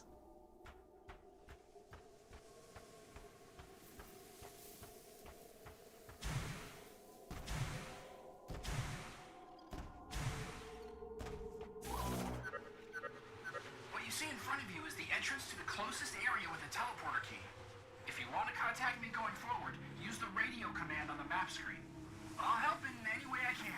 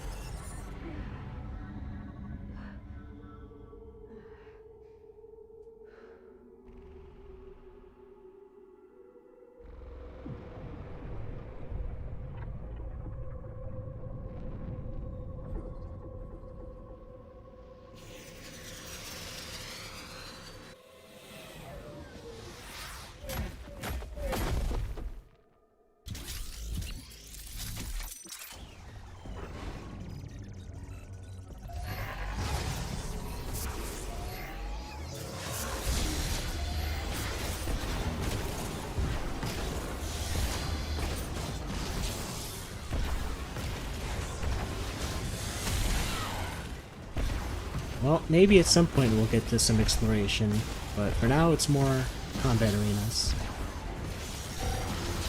These should be used sparingly. This should not be the main gameplay of the game.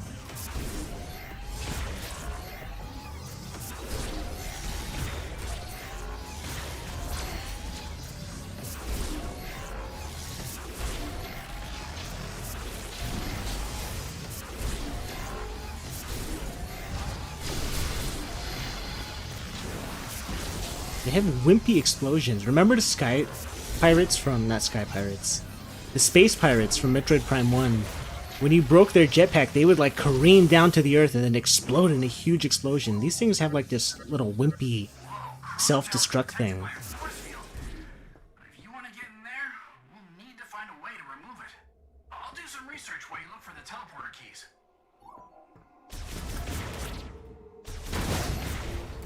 Yeah, look at the explosions. They look so weak.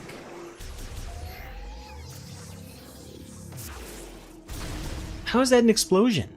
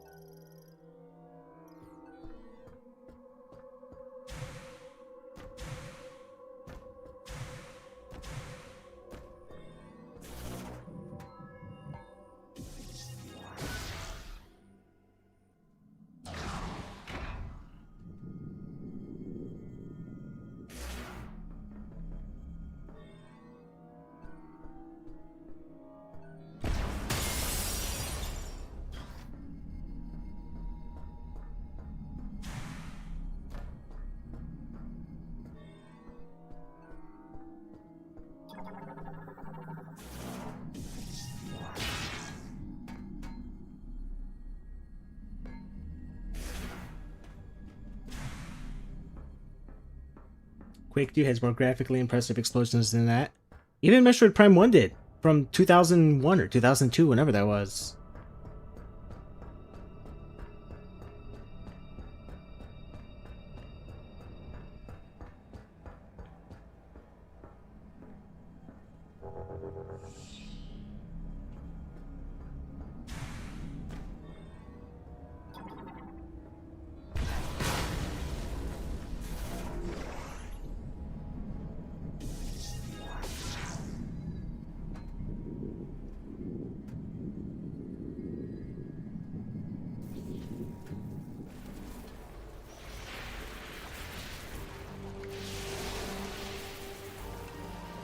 Hour and 42 minutes, we finally got to the first proper exploration area.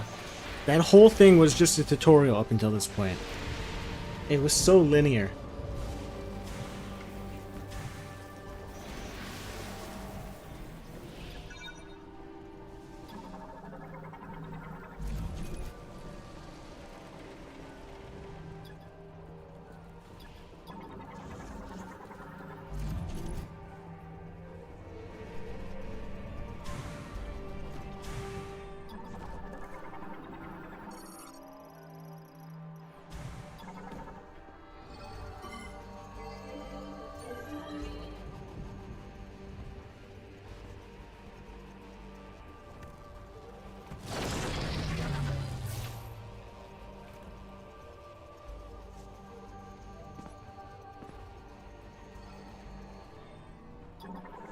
You gotta be kidding me. You didn't activate it yet. Wearing a special nano suit.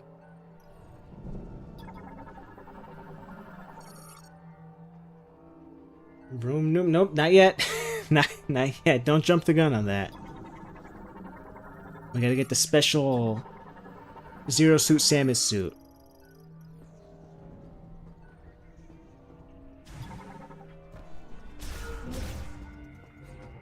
Save point.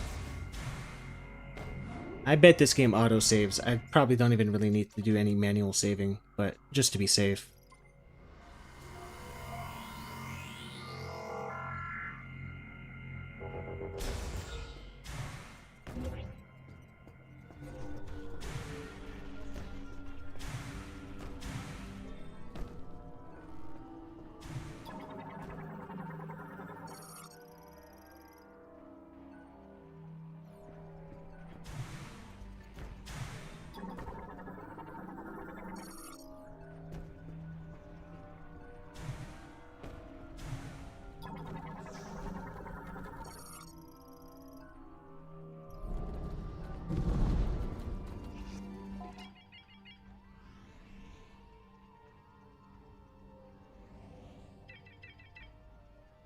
I watched someone stream this game. I'm so sorry. It's honestly, I'm not kidding. Final Fantasy 15. Like, I was playing that game on autopilot. This game, there's more to do in it. I think Final Fantasy 15 is so much more entertaining than this game. I'm sorry, guys. This has to be extremely boring to watch, because the whole thing is I can't really pay full attention to the chat. I have to pay more attention to the game. But the whole game is kind of just scan everything until you scan the right thing you need to progress. And the scanning is so slow. Look how long it takes to scan something. It takes like 3 seconds to scan.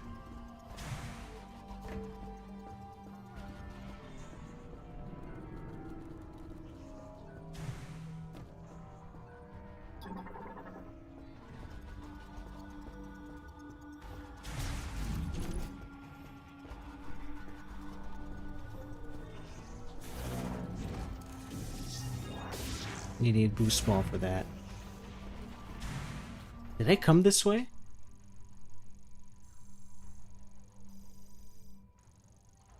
I came from this way. Don't go back.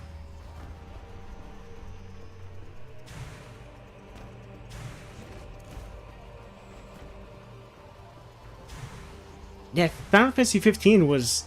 It's a great stream game, because I can just chat with you guys and like, okay, I guess we're going to be in the car for the next 4 minutes. I could just converse with you guys. This one, it's like, if I dare to look away from the game to pay attention to you guys, I missed out on what the new power-up is. And then I spent 20 minutes trying to figure out what the hell concussive blast means. And now in here, I have no clue how to activate this motorcycle. Did I not already scan this? I swear I scanned that. Scan it twice.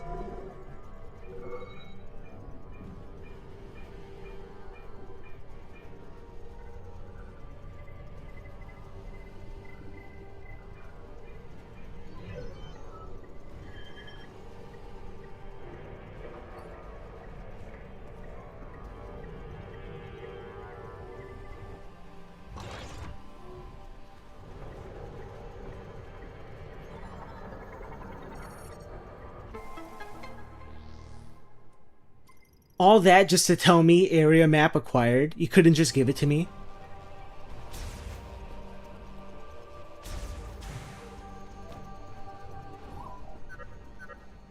Samus, copy. Finally, I got through. Lightning storm is playing tricks on my comm. Looks like you acquired the map to the facility. Let's take No. a peek. Don't need to take a peek. Why? To reach the next tower, you'll need to open the big door in this room. But without Yeah, I figured that out. be able to unlock it. Good news is, the generator is right down here. Right down this linear path that you have nowhere else to go. To get there, you'll need access to the lower levels. There's an elevator that will take you down. You mean the one I was an inch away from? Would you like to hear that again? No, I don't. Oh, and don't forget to stop by the safe station. Oh boy, this storm's picking up. You might be on your own from here. Good luck.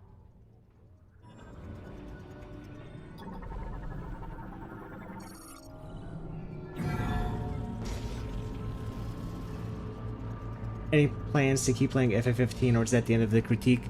I do plan on continue playing it. I don't know if I'll keep streaming it. But I also might kind of approach it kind of like in chunks rather than having one big Final Fantasy 15 critique video. I might have a lot more smaller focused ones that talk about specific things. I'm not sure yet.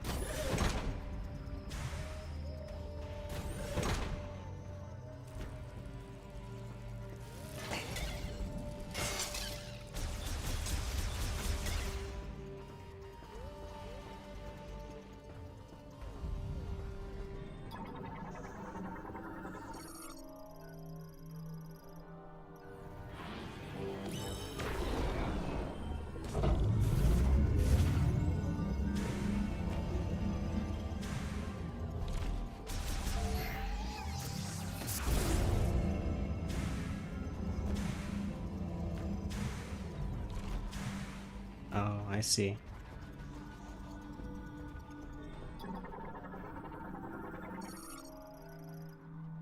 It gets a lot worse. I believe it. I know it gets worse.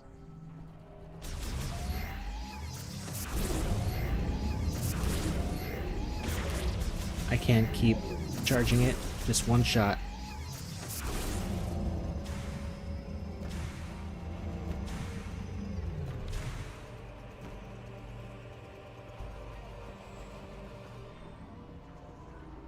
What's this?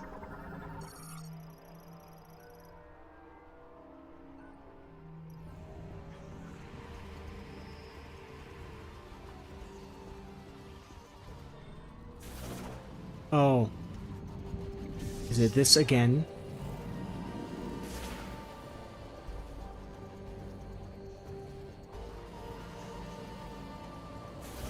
Will it activate? How do I activate that bomb? Oh, come on.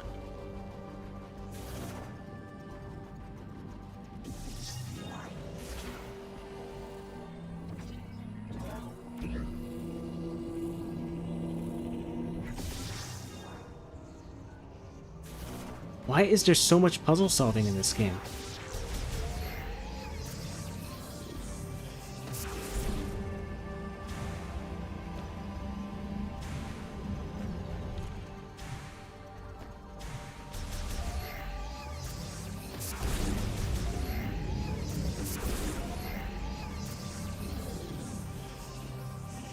Let's see here. God damn you.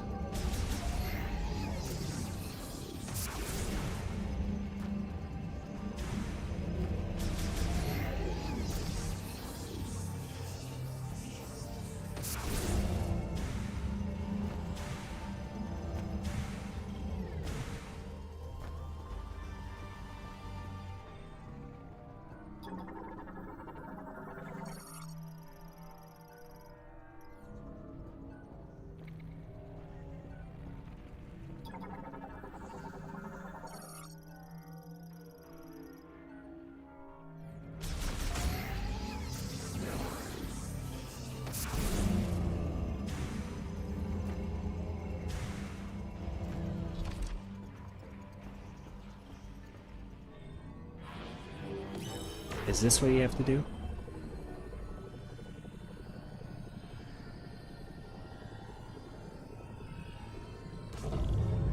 Yep, that was it. Okay.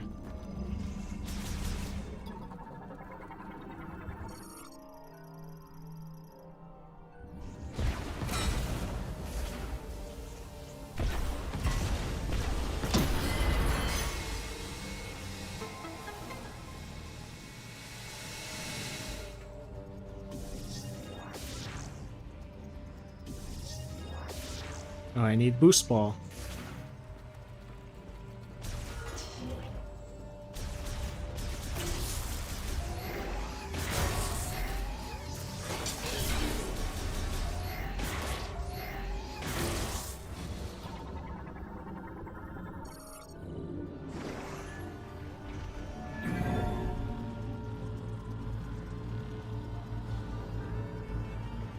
This is more tricky than a horror game puzzle.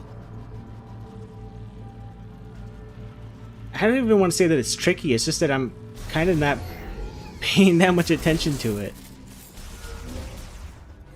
Streaming is hard, man. It really is a skill that has to be developed. I don't think these streamers get enough credit. It really is very difficult to play a game paying attention to it and then also trying to entertain your chat and then interact with your chat. It's not something that happens overnight that you become good at.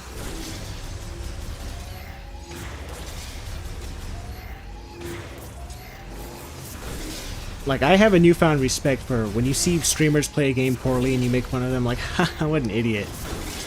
Playing a game is more difficult when you're trying to maintain a conversation with your chat and trying to be entertaining.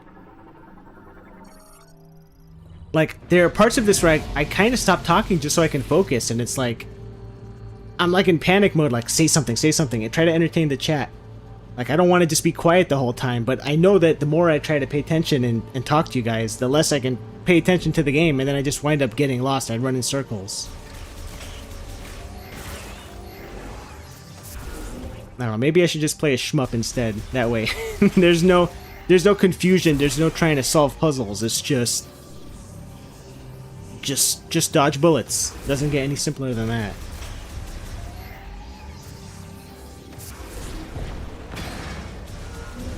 Reminds me of the guitar projectile puzzles in the SpongeBob movie game. Yeah, it reminded me... The one where you control the psychic beam, it reminds me of Battle for Bikini Bottom where you control that bubble. Like that bubble missile. That's the first thing I thought of when I saw the trailer for this game. It's like, oh, you're aspiring to be like Battle for Bikini Bottom instead of Metroid. Gotcha.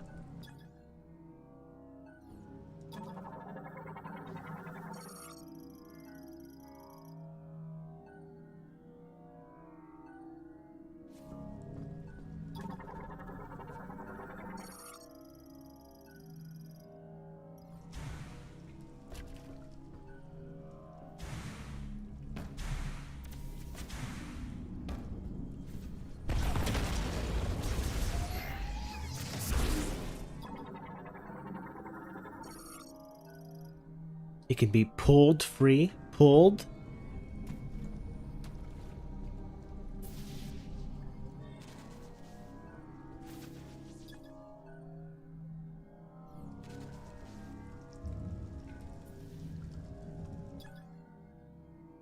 I want to see you play one of my most hated shmups, Zero Ranger. I haven't played Zero Ranger or Blue Revolver. I'm not really big on those popular indie shmups on Steam. I don't know why. I just don't like how they look. Like, I've heard nothing but praise for those games, but I don't know, I just don't like how they look.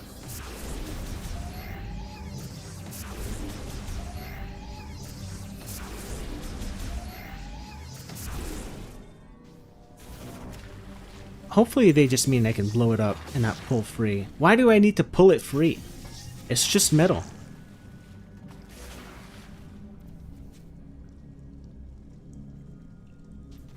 Took me years to get the hang of it, but mistakes always happen. Yeah, it's streaming and playing a game at the same time. It's it's rough.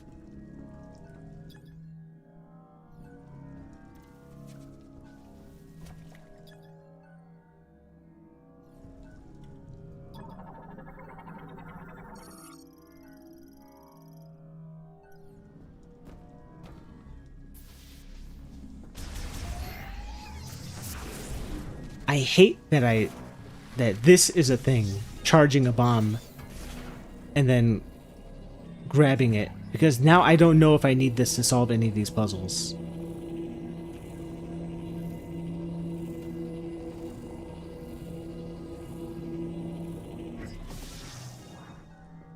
Nope.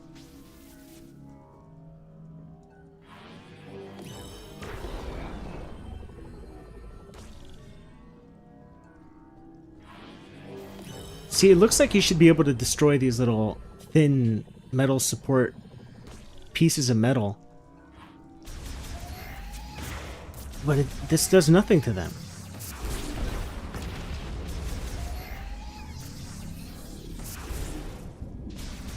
Doesn't Platinum have a shmup? They do. It's called Soul Cresta. And you know it's a Kamiya directed game because you're drawing shapes the whole time. You have to draw little formations for your ship, and that changes its attack properties. And you can like disconnect the different parts of the ship to dodge enemy bullets. I really don't think it's all that great, and I don't like how it looks. But apparently people really like that game, so it's another one where it's just me being picky.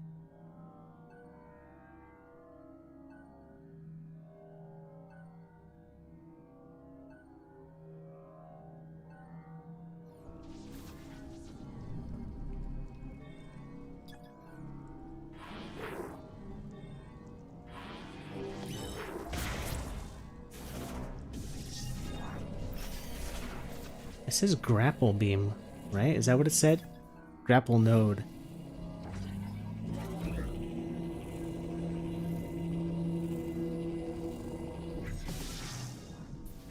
Alright, well I guess leave, because I don't have any grapple beam.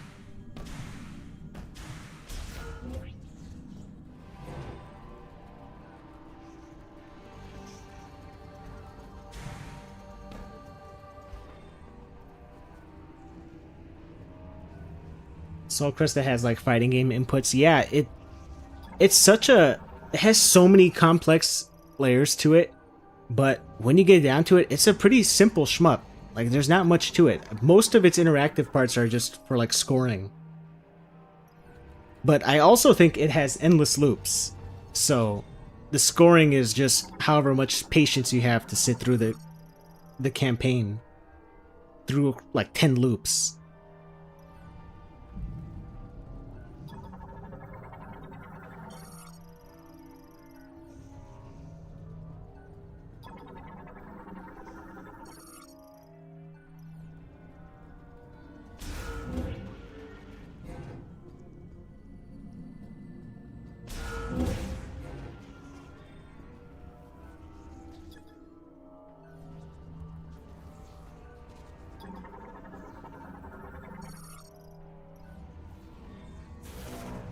Did I go through here? It doesn't look like it.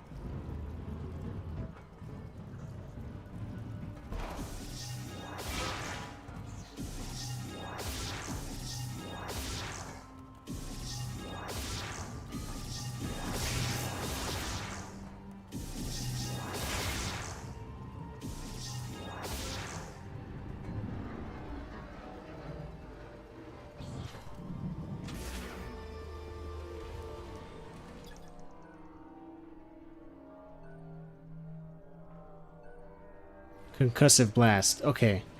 So that is this again.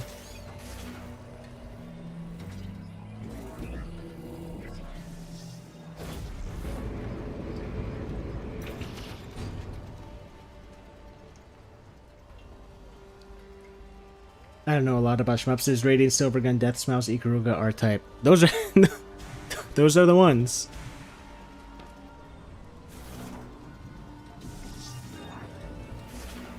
Those are popular for a reason.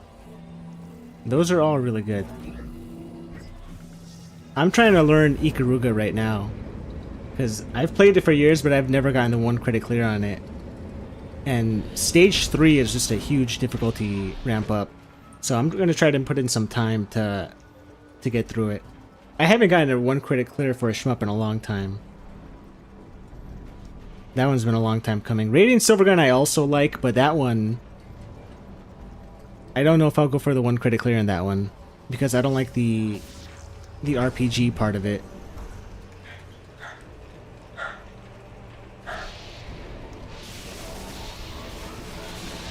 Yeah, the leveling up part, you have to play for score to an extent to beat Radiant Silvergun.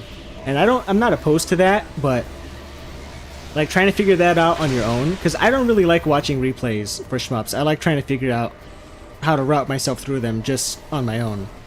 But trying to figure that out for Radiant Silvergun is really difficult.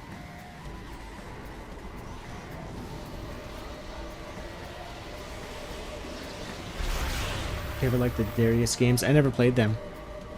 I don't think I have. Maybe I did. I'm not sure. I've played Gradius. I like the Gradius games.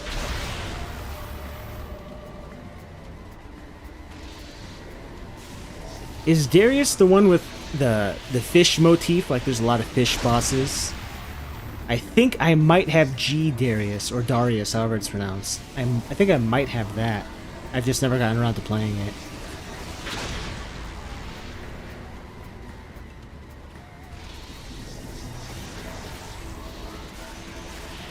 Yeah, that's Darius. I'm pretty sure I have the Switch port of... I think it's called G Darius. And I think it has different routes that you can take, which I am a fan of. Like it has branching paths.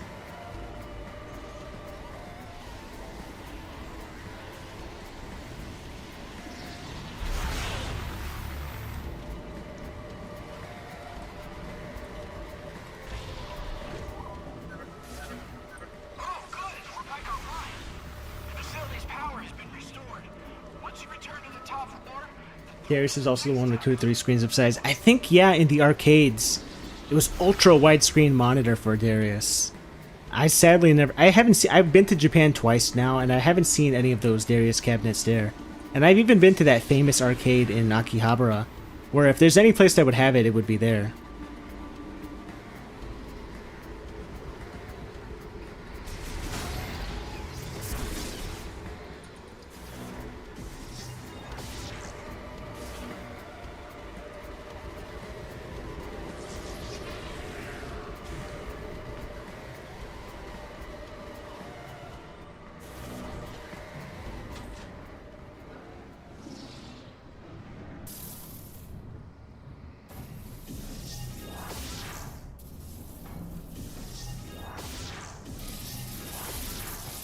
Come on, man. Did you try any of the initial D machines? I did. I can't remember which one it was. It might have been 4th stage or one of those later ones. It's fun. It's very tough. Those initial D arcade cabinets, drifting in them is so tough. And there are people, they have like, you can get like a card that registers your statistics, and there's people there that have sunk hundreds of hours in those arcade cabs, and they're masters at it. They make it look so easy. And then you sit down and try it, and it's like, impossible.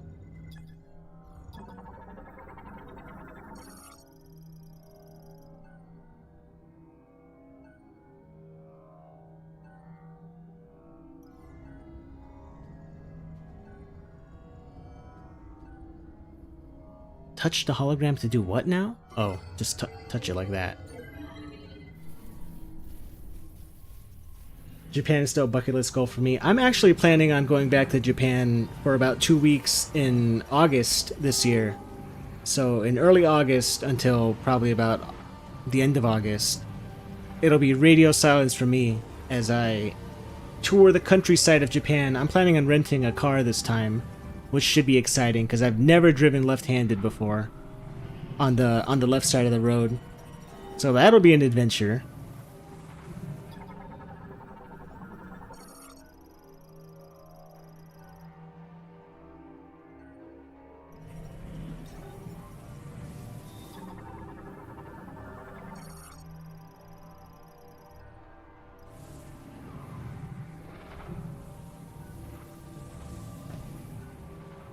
And I can't believe how much scanning there is in this game.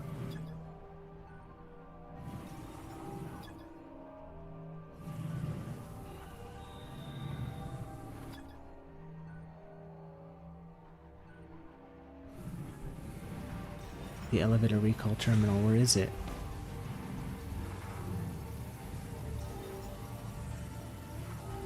Have you seen any of the historic castles there? I've seen Osaka Castle and Himeji Castle. Himeji is one that's like all white. The exterior is all painted white. But what's kind of unfortunate is a lot of their castles, they took out all of their, like all of the artifacts that were in them, and they replaced them with just pictures. So you'll go into a castle in Japan, and instead of having the things that were inside of it, like the statues or what have you, they took it all out. The castles are barren, and all they have are pictures instead, with like little text descriptions. So that was kind of like a bait and switch, because you got to pay an entry fee to go into those castles, and I was expecting to see like all of the old stuff that was in them. Like that's the appeal of actually going inside, but you don't see anything. You just see pictures. And a lot of the times, the people that donate the artifacts, whatever artifacts that they do have in those castles, they have signs everywhere like don't take pictures, don't take videos, these are on loan from private suppliers and they don't want you to take pictures of them. But you can just find the pictures online. So, I don't know, visiting the castles in Japan, like it's more fun to just look at the exterior of them than actually going inside of them. So that was kind of disappointing. The next time I go back, I think we're going to skip visiting any castles. It's kind of like you've seen one, you've seen them all.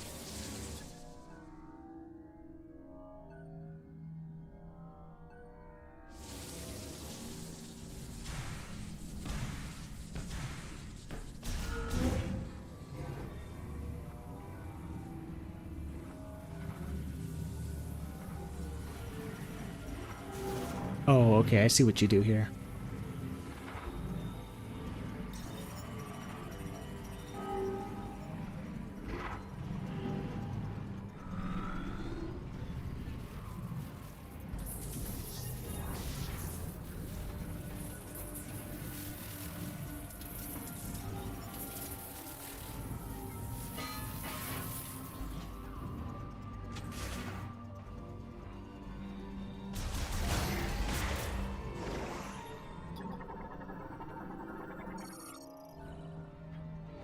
Seeing the outside is still cool to me. Yeah, they're really cool. A lot of the times they're surrounded by moats, so the approach to the castles are still pretty fun. But I don't know, maybe going inside one to just see how it is. And maybe it's just the castles that I picked that were disappointing, because Japan has a ton of castles. And it's just, maybe I picked the two that are a little bit more tourist trappy than I would have liked.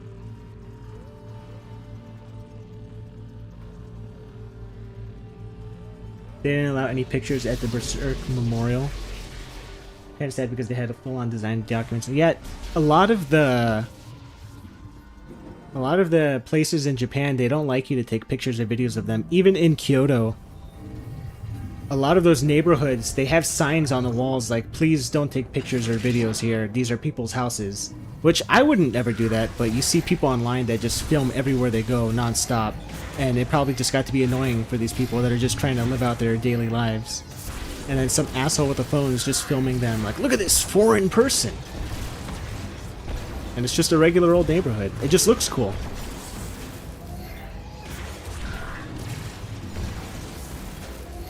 I would be pissed off too if someone just started walking through my neighborhood filming me and shit.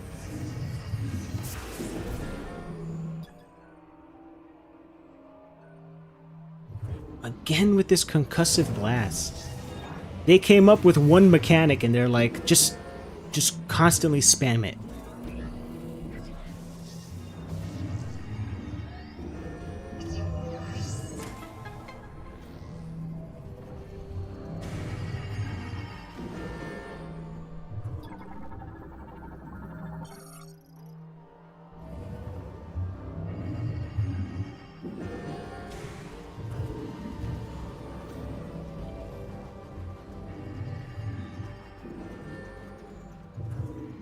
I guess I'm done here. I don't really see what else there is to do.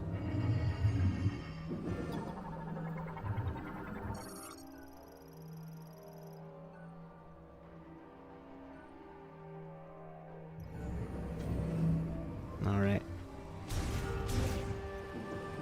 If you ever go to Japan, don't try to eat pufferfish. I've been to Japan twice, and I have not even eaten regular sushi. So, I'm not even planning on touching pufferfish ever. Not in my lifetime.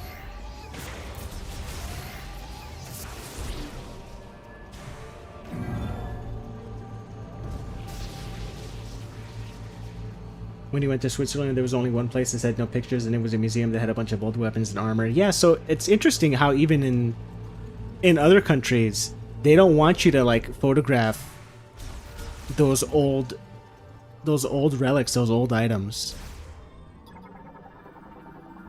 But like you can find pictures online, so someone else has already taken pictures of them. It's just, I don't know. I'm about to die.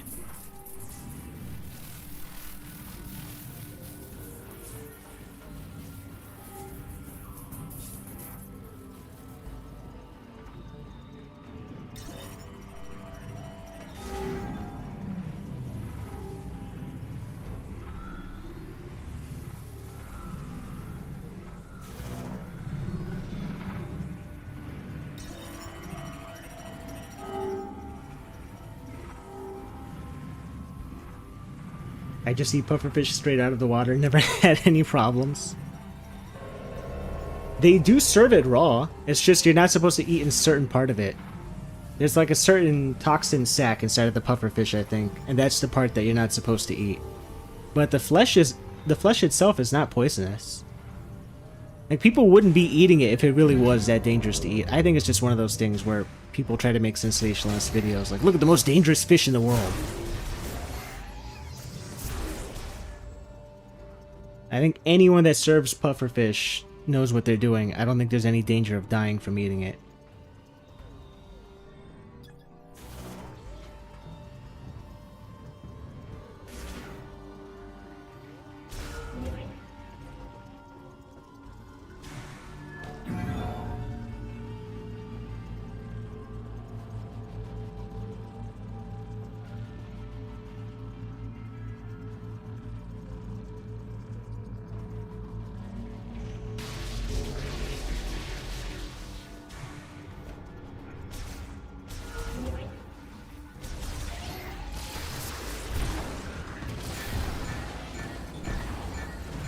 Oh, I'm gonna die.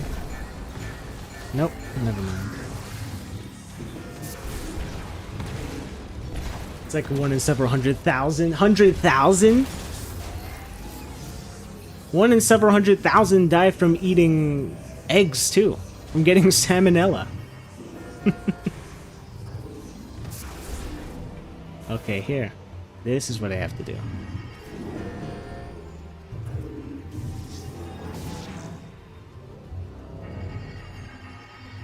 A lot of amateur try serving it. If you're an amateur, why on earth would you try serving pufferfish? Why don't you start with something simple?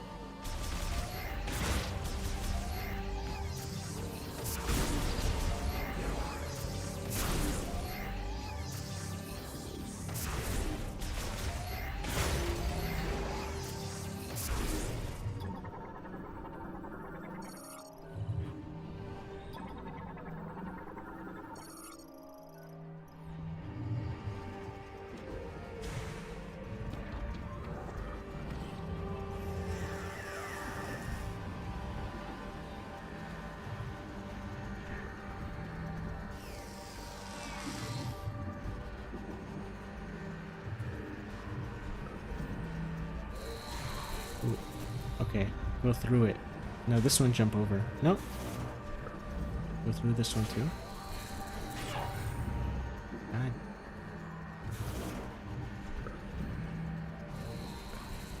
What restaurants did you like going to in Japan? I don't know the names of any of them, but I'll tell you one thing. I will never again rely on eating from their convenience stores like 7-Eleven or Lawson or any of those famous ones. Like they do have ready meals there. You could just get food, but like just eat at a restaurant. I made that mistake the first time I went to Japan. I was like, I'm not gonna go to the restaurants. I'm gonna predominantly just get meals from the convenience stores. I was an idiot. Like the convenience store food is okay, especially like if you get the hot food up front. Like they have fresh grilled chicken, but just eating it at like a regular restaurant is so much better.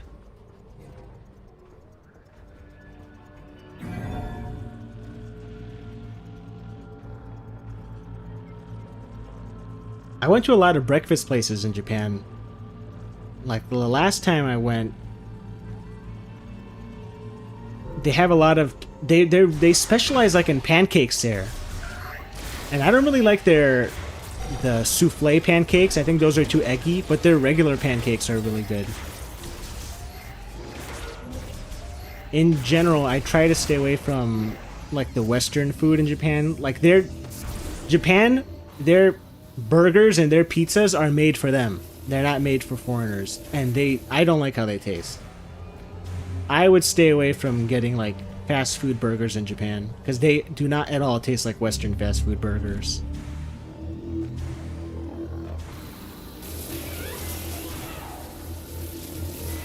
Oh my god.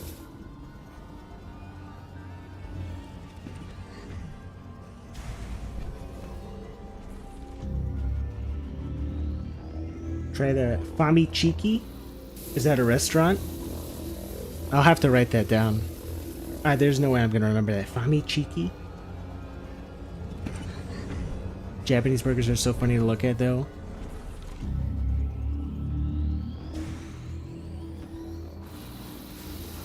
I had a burger one time I ordered from Japan, and they served it as like soup. It was in a cup. There was no bun, and it was served in like a cheese sauce soup. It was the weirdest thing ever. It wasn't bad, but I would not call that a burger. They call it a hamburger. They put like a cute little American flag toothpick on top too. Nowhere in America have I seen anyone serve a piece of ground beef in a bowl of cheese sauce and call it a hamburger. Famichiki is a boneless fried chicken breast. It's a 7-Eleven.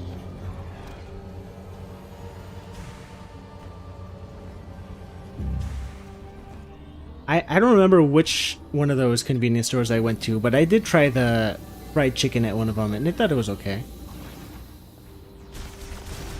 Again, I wouldn't like make a meal out of going. I guess if you're like really hungry and you want something to eat real fast, like convenience stores are fine, but I'm not gonna go out of my way to have a meal at a convenience store.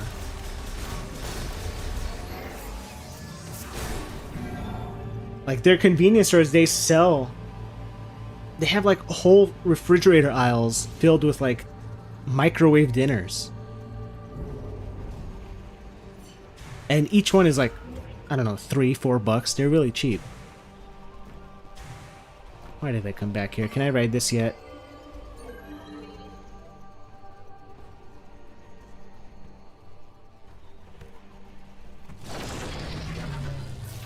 Nope.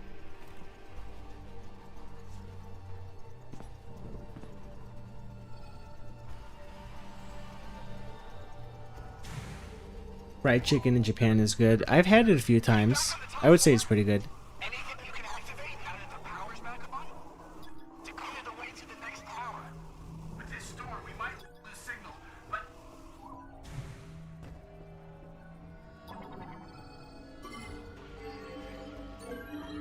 Did you know Tecmo Koei had a restaurant there for a limited time?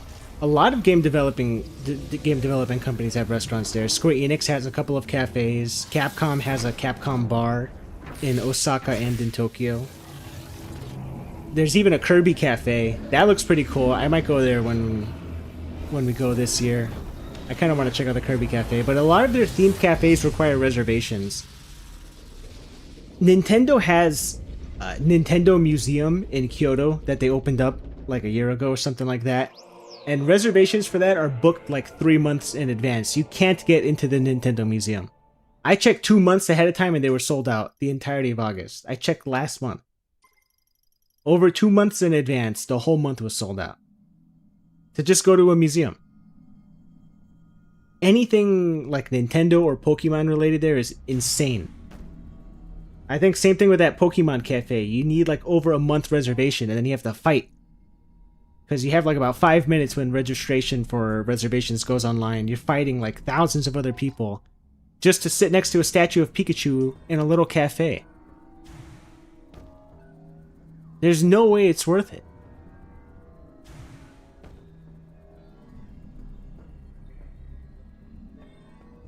Yeah, Capcom has, I think it's called Hunter's Bar or Hunter Bar or something like that. They used to have one that was like just a general Capcom bar, like they had Devil May Cry and Monster Hunter and Resident Evil, but now I think it's just strictly Monster Hunter.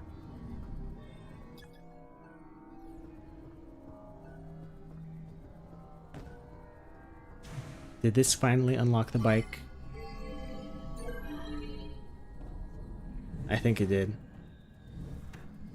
They eat KFC for Christmas, by the way. They do. They even have advertisements for it. They have families gathering around the Christmas tree having like a bucket of fried chicken. It's so weird.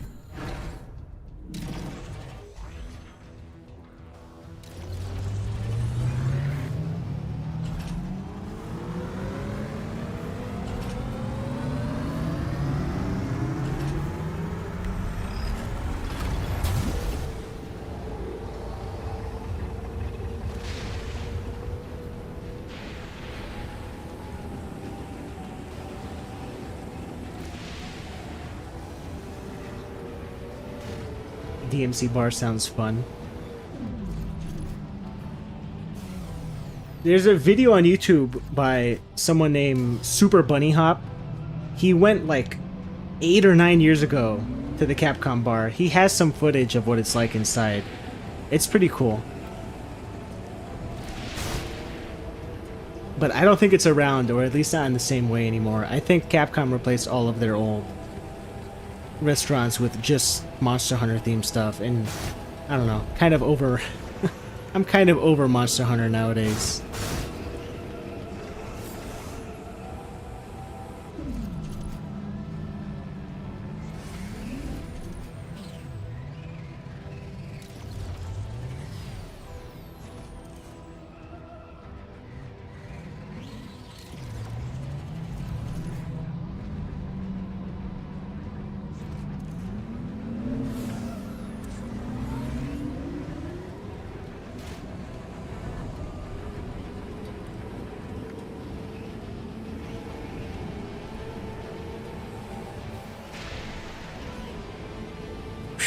Impressive. Feels like I'm playing that Ratchet and Clank minigame from the first Ratchet and Clank.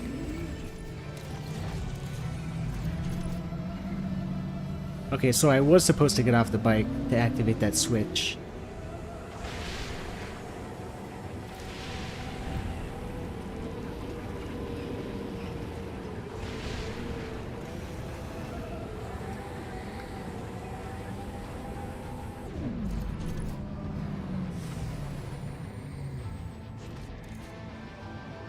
How do I get off the bike?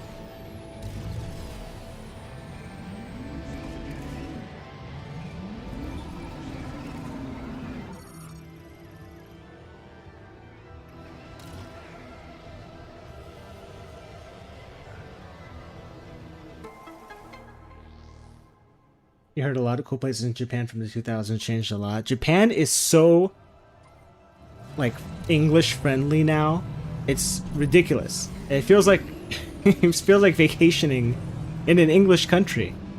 Even if you go to the most rural place you can imagine, they have English like on their highway signs. The whole country is English friendly now. You don't even need like a cell phone app to translate things. There's no way it was like this 20 years ago.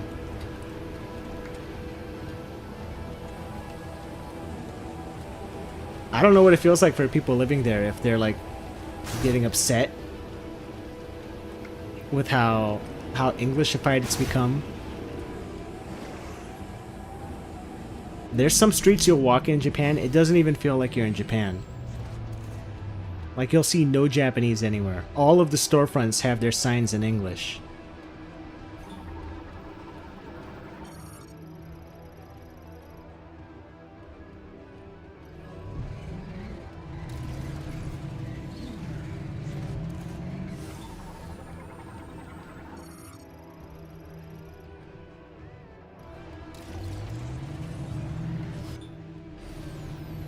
Some of them are definitely upset. Yeah, it's understandable.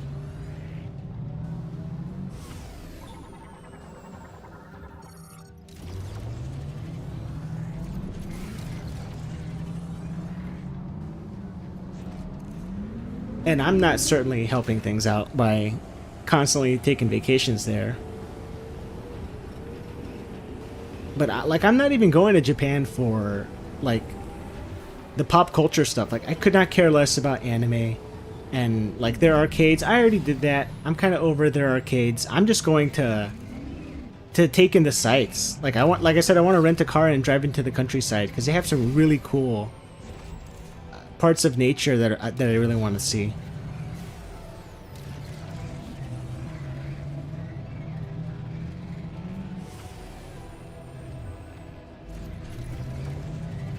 How do I get off this bike?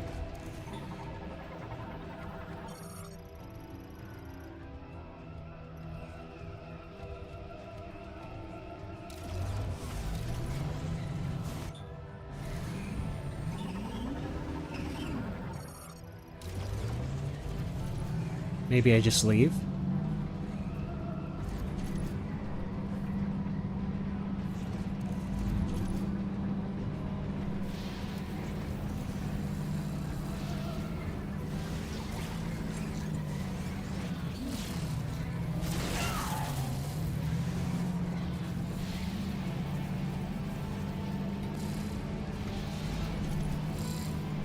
Yeah, there's a... Pull up Google Maps and just zoom into anywhere that looks kind of like deserted in Japan, like anywhere there's not a city, and you'll see hundreds of random shrines and statues. Like, just... It's like someone just built a tiny little Buddha statue here and left it. And someone found out, put a little picture and put it up online. Okay, how do I get off this bike?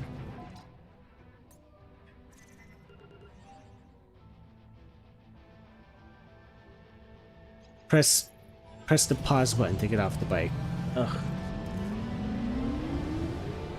Driving in Japan is just like Ridge Racer, trust me.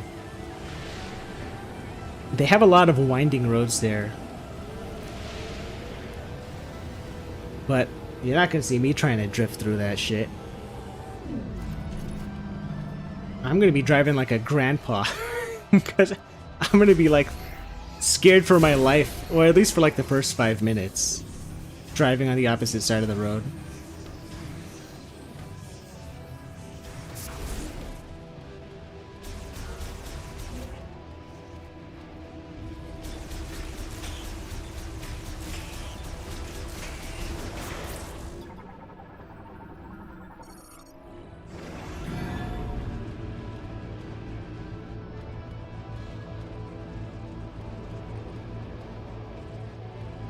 Does Tokyo get bicycle traffic? Tokyo gets all kinds of traffic.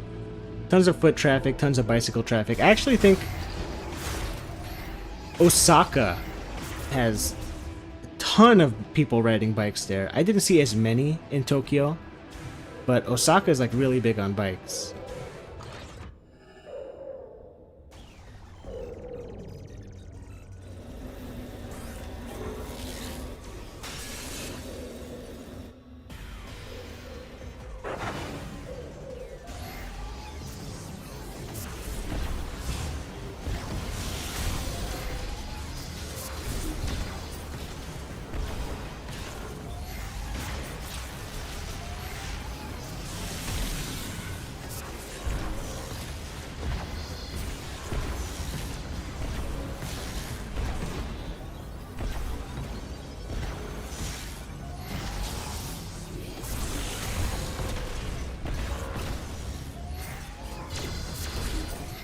We need Osaka Xanadu.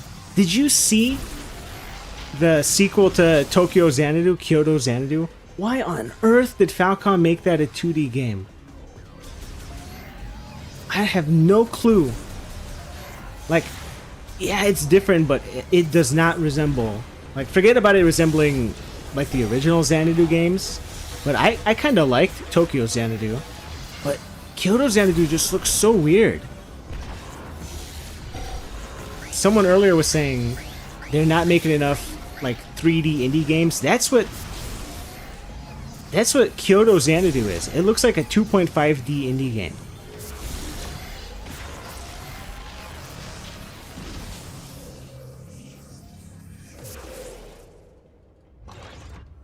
Detroit becomes Xanadu.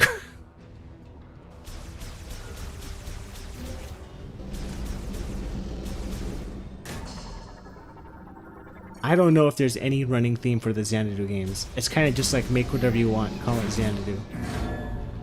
My favorite will always be Xanadu Next, which also has nothing to do with any of the other Xanadu games.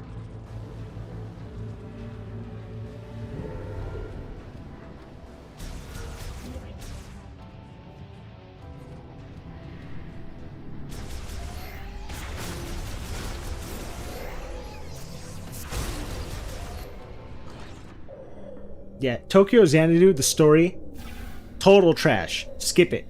Skip every single cutscene. But the dungeon gameplay is pretty good. The story is like a diet version of Persona. Just skip all of that.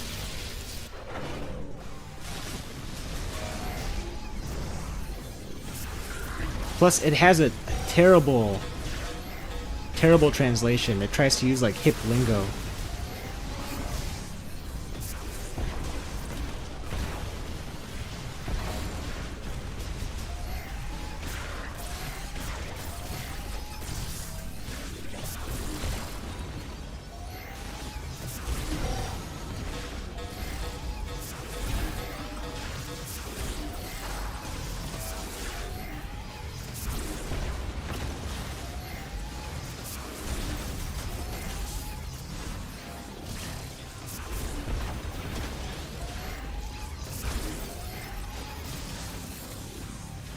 Feels like I'm playing Metroid Prime 2 with the amount of combat arenas that are in this game.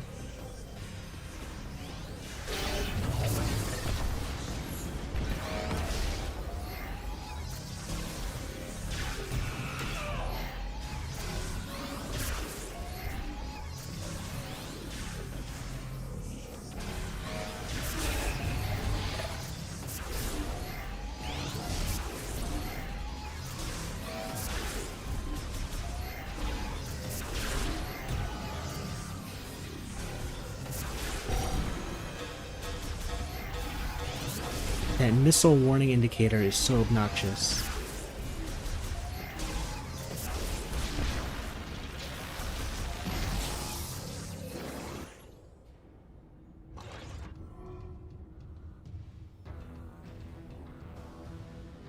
I have a terrible first impression towards Falcom games.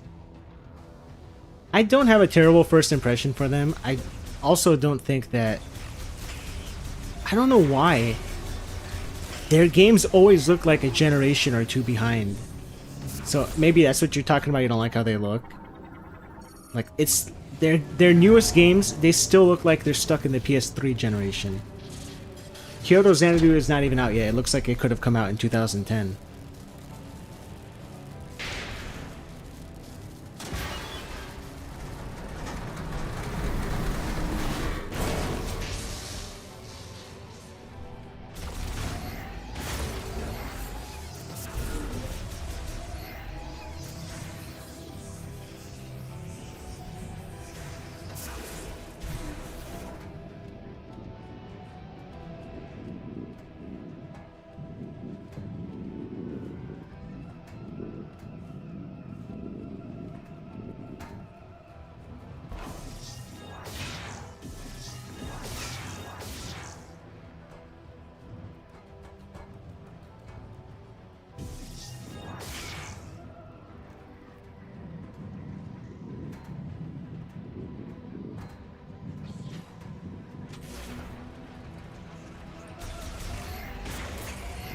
Wasn't I here already? Took me back here. Oh god, it wants me to do this again.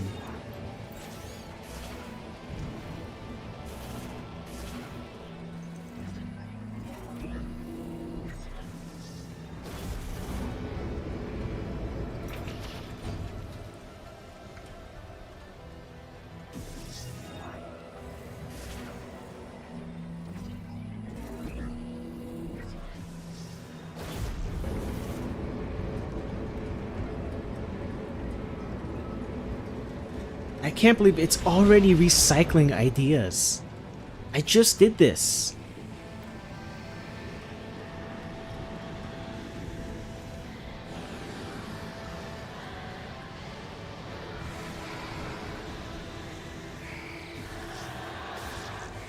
Every time I try to look at their story, I feel an urge to skip. Too bad Felgana doesn't have a skip button. Yeah, but Felgana's cutscenes are very brief. You could just hold down in the East games, like hold down B or whatever, to fast forward through the dialogue. Like you can't skip the cutscenes, but you could just fast forward through it. And there's not really that much talking in those games anyhow. The Pishtam era East games.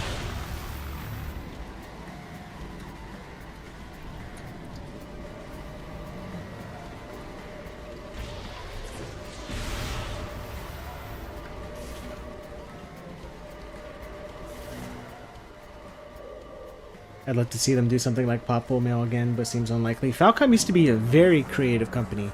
They used to make so many super unique games, but ever since it seems like Cold Steel and Ys 8, like that era, the mid-2000s, ever since then, those series started getting really popular. They're like, we're just going to keep making these, which is a shame.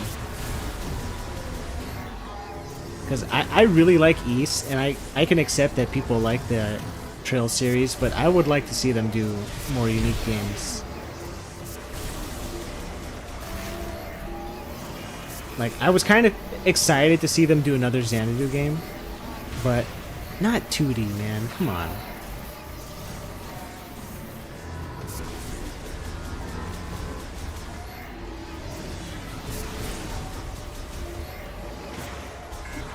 What am I fighting?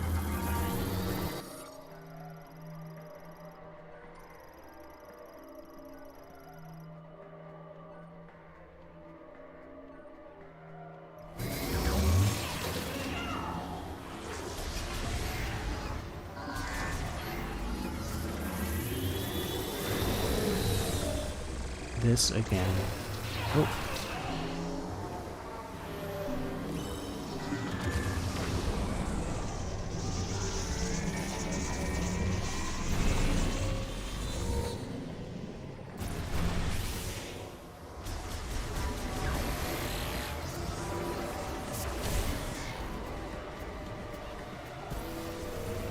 We need a dinosaur with actual dinosaurs in it. We do.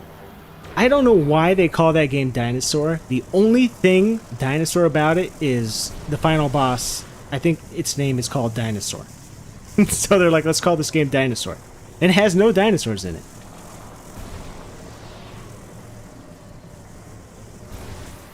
God damn you.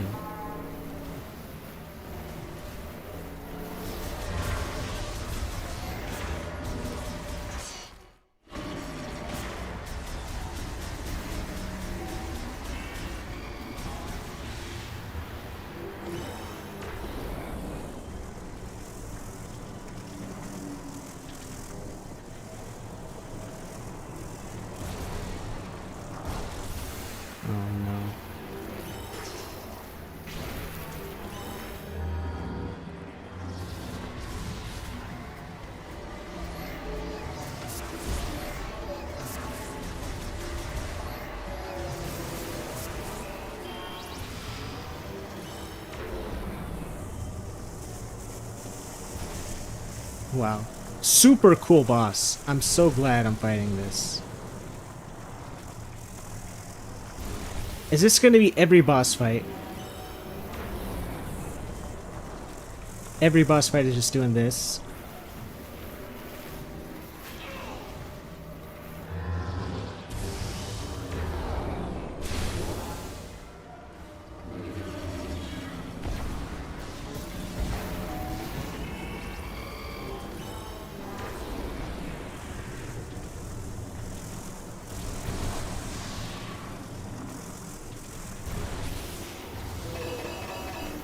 Because there's too many of these asteroid things around it.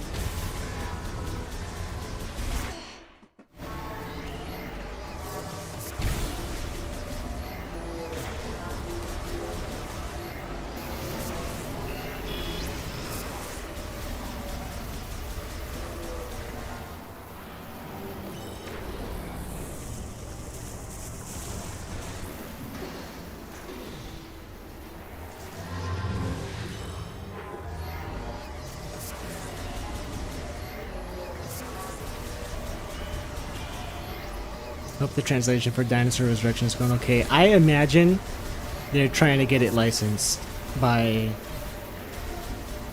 probably Exceed or one of those other guys like Gung Ho. Because that's kind of the thing that that fan translation group is doing. Like, they come up with a really great translation and they put in a whole bunch of quality of life features and then they try to sell it. Which is what they did for the Trails from Zero game. And also that East versus Trails fighting game. So I imagine that's what they're trying to do with Dinosaur. Problem is, I think that's going to be a very hard sell. I can't imagine there's a big audience of people that want to play Dinosaur Resurrection.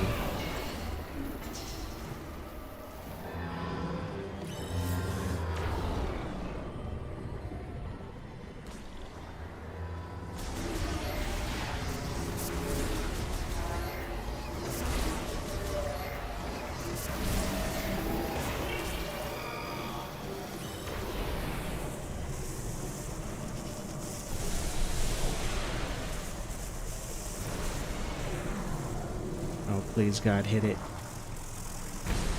Thank you.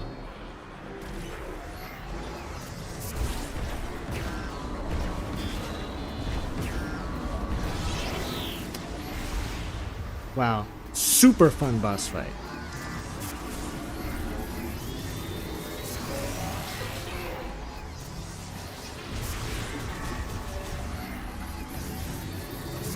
What's the best dinosaur game I've played? There's not very many.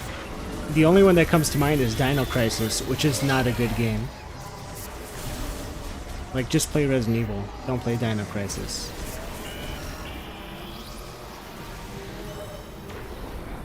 I tried to play Dinosaur Resurrection, but if you don't have like a Japanese font installed on your PC, all of the text just looks like gibberish. It's like unplayable.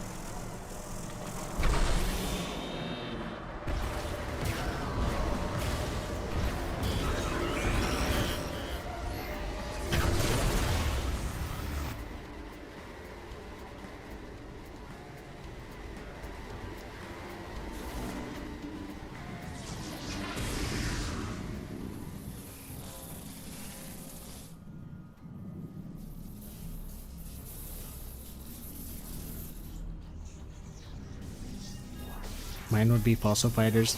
Is there a DS strategy game where you like collect dinosaurs? Or am I making that up?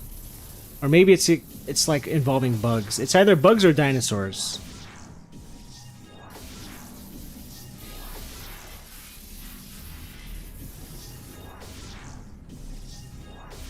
There actually was a dinosaur hunting game that I played on the PC a long time ago, like 25 years ago. And I think it's just called Dinosaur.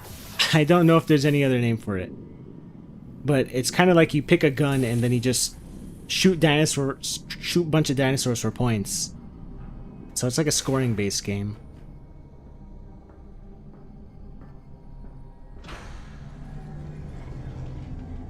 Savage Quest Arcade. I didn't know there were so many dinosaur games. Monster Rancher, Fossil Fighters, Savage Quest.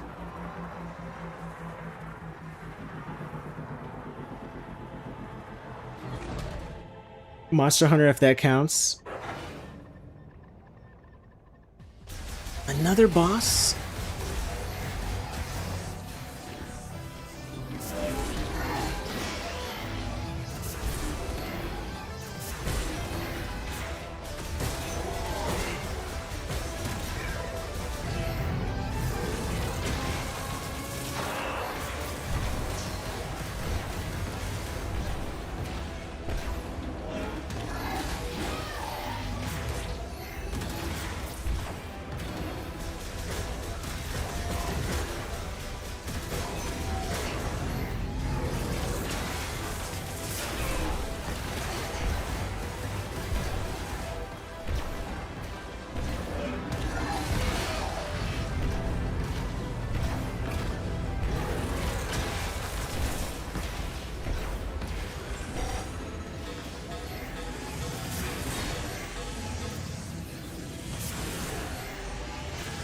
What the hell is this? He turns into a tornado?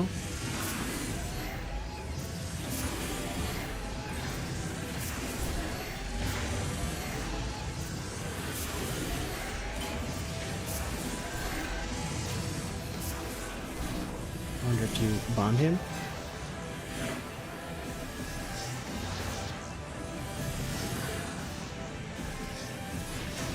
Yep, that's what it is. This is a Metroid Prime 2 boss.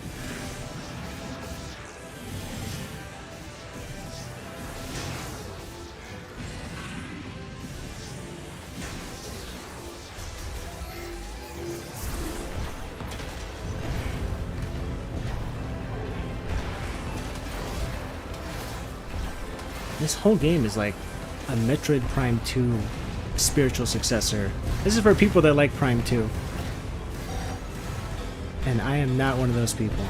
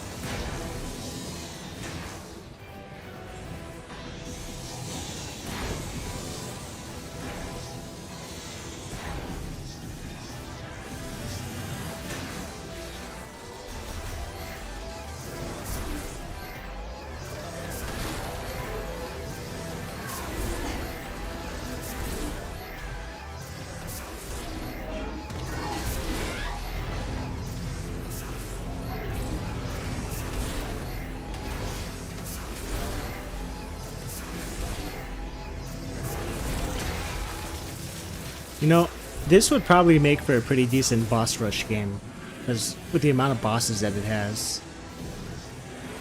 The non-boss fight parts are just like scan everything that you see, do some puzzle solving.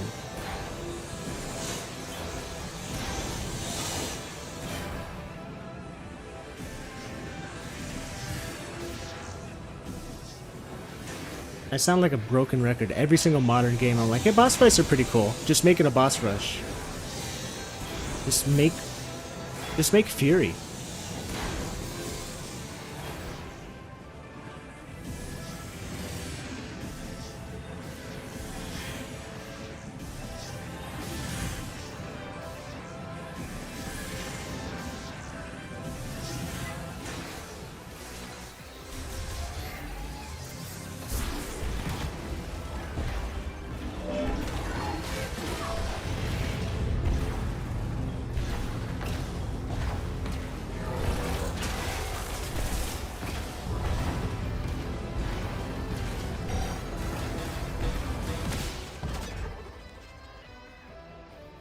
Jurassic Park game where you have to build your own park was kind of cool.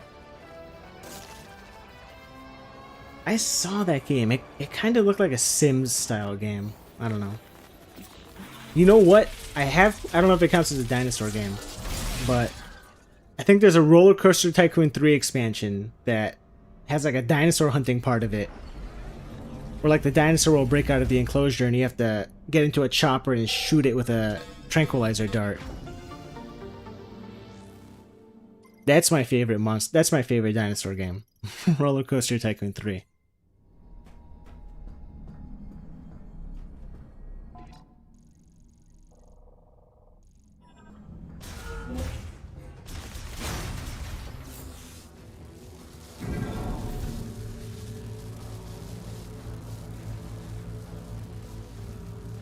With how popular Jurassic Park is, I'm surprised they don't make like a Jurassic Park cinematic action game, like Uncharted style.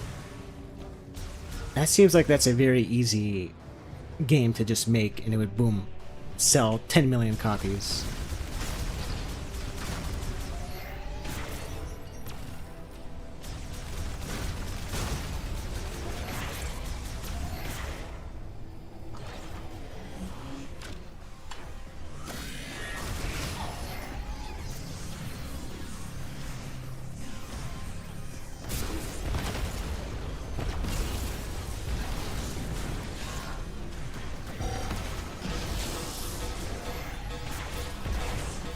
Man. Boss fight into boss fight into combat arena.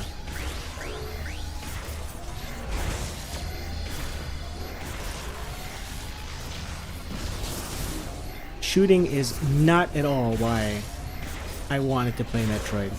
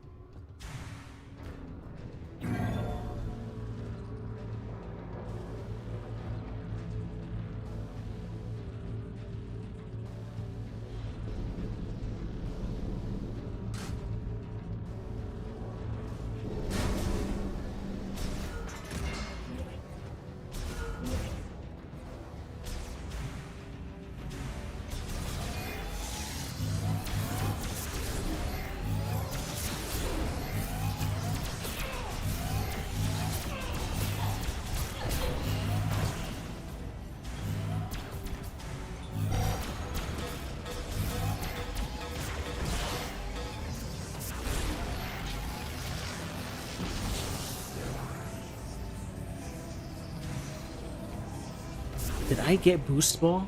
I don't even remember. I don't think I did.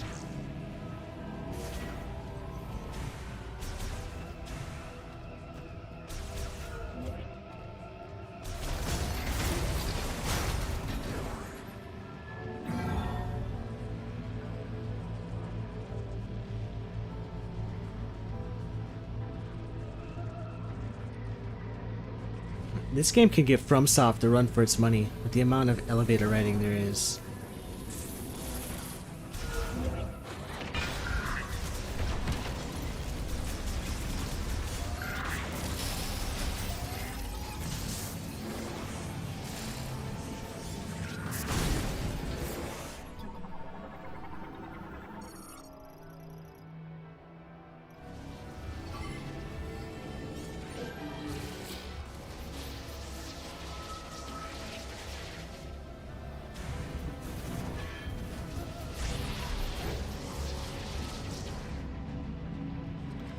Oh, is this an optional thing?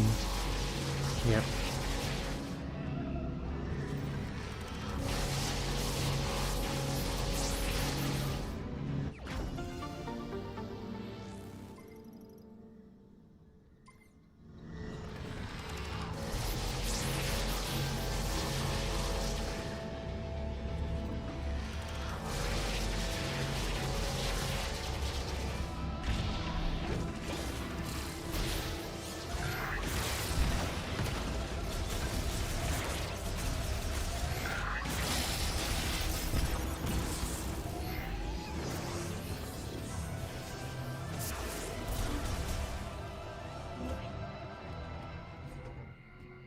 Save point, thank God.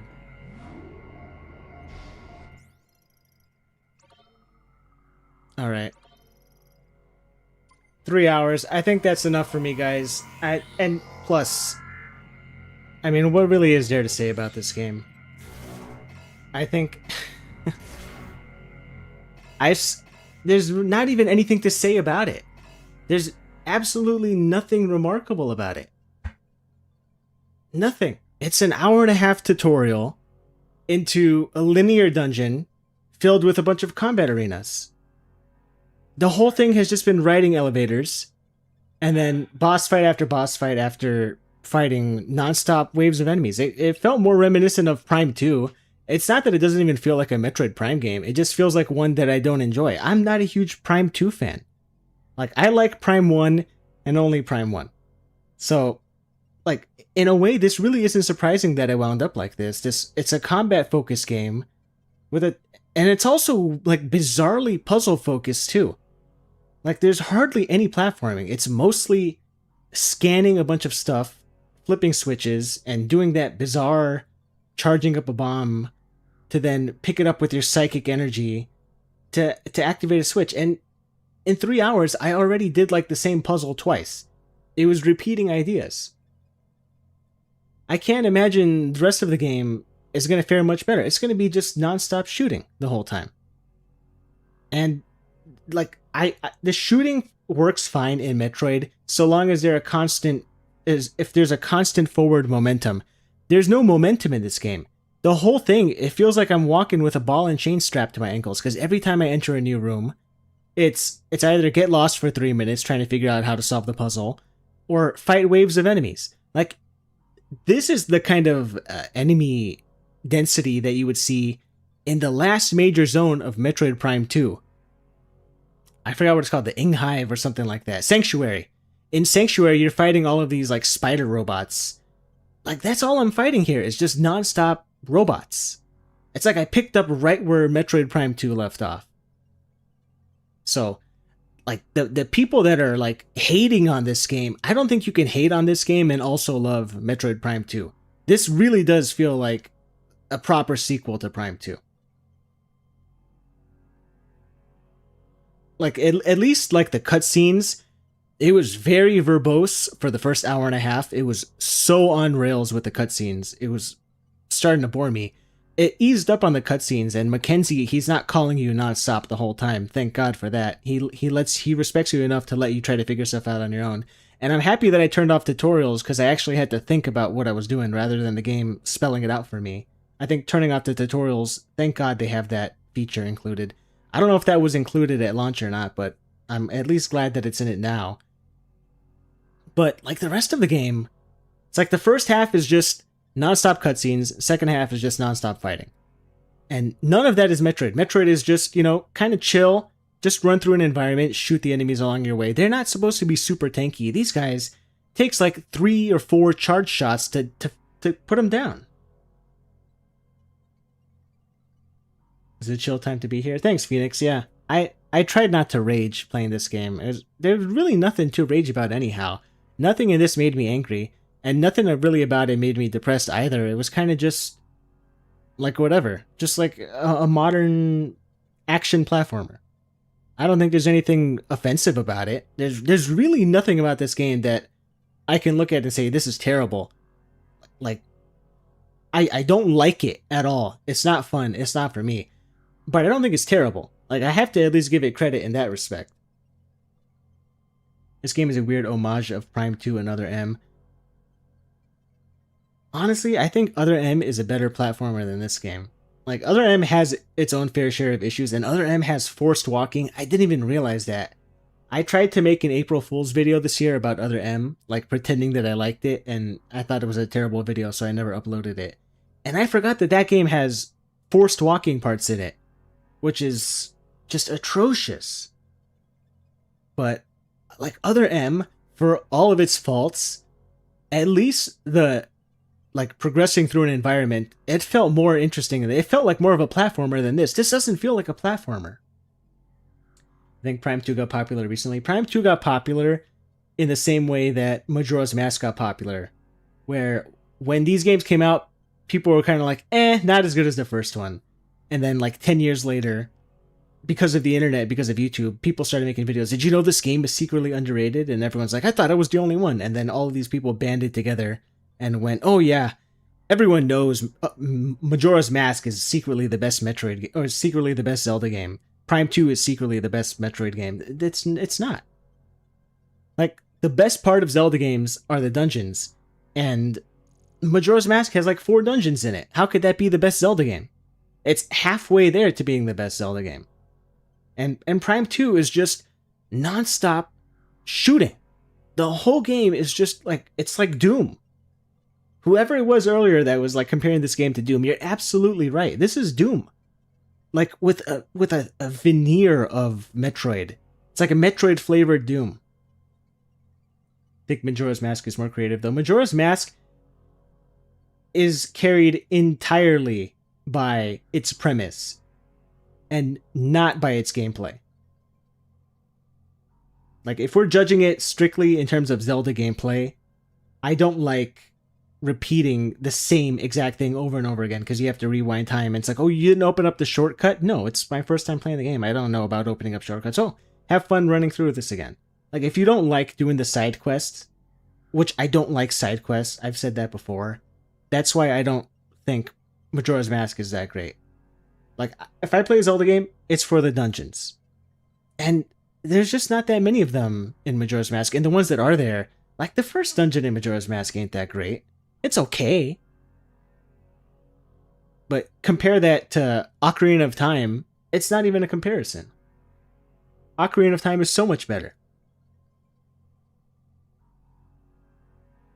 Anyway. This is probably the most entertaining part of this stream, is just this 5 minutes in the finale where I kind of summed up my thoughts on it, started ranting about Majora's Mask for no reason, unprompted. I'm not sure how entertaining the rest of it was. I think I was quiet a lot of the time just trying to solve these puzzles and figure out what to do, but I doubt I'll stream this again. I'll probably get back to more Final Fantasy 15 this weekend. I'm going to try to wrap up the East video between tomorrow and Friday. Hopefully I can have it finished Friday night or some point this weekend, maybe Saturday afternoon. I'm not sure what I'll play after that. I have a couple of ideas in my head. I wrote them down, different kind of videos. I guess I can run them by you guys. I wanted to talk about Panzer Dragoon Orta, because I wanted to talk about a rail shooter again. I'm not sure if you guys would be interested in hearing about that. I really love the Panzer Dragoon series, so I thought that was another good opportunity to make a recommendation video. Plus, you can pick up Panzer Dragoon Orta on Xbox. It's backwards compatible. And I also wanted to talk about Nier Automata, believe it or not, but not review the game. I wanted to review the RPG part of it, and how I think if Nier Automata removed its RPG elements, it would be a much stronger action game. I think Nier Automata, I think it's a great game, but the parts that people praise of Nier Automata, it's always the narrative and it's the music. It's not the gameplay. I don't think anyone praises the gameplay of Nier Automata. And I think if they remove the RPG elements from it, it would be a much stronger action game. Because Platinum's proved in the past that they're plenty capable of making great action games without the RPG layer.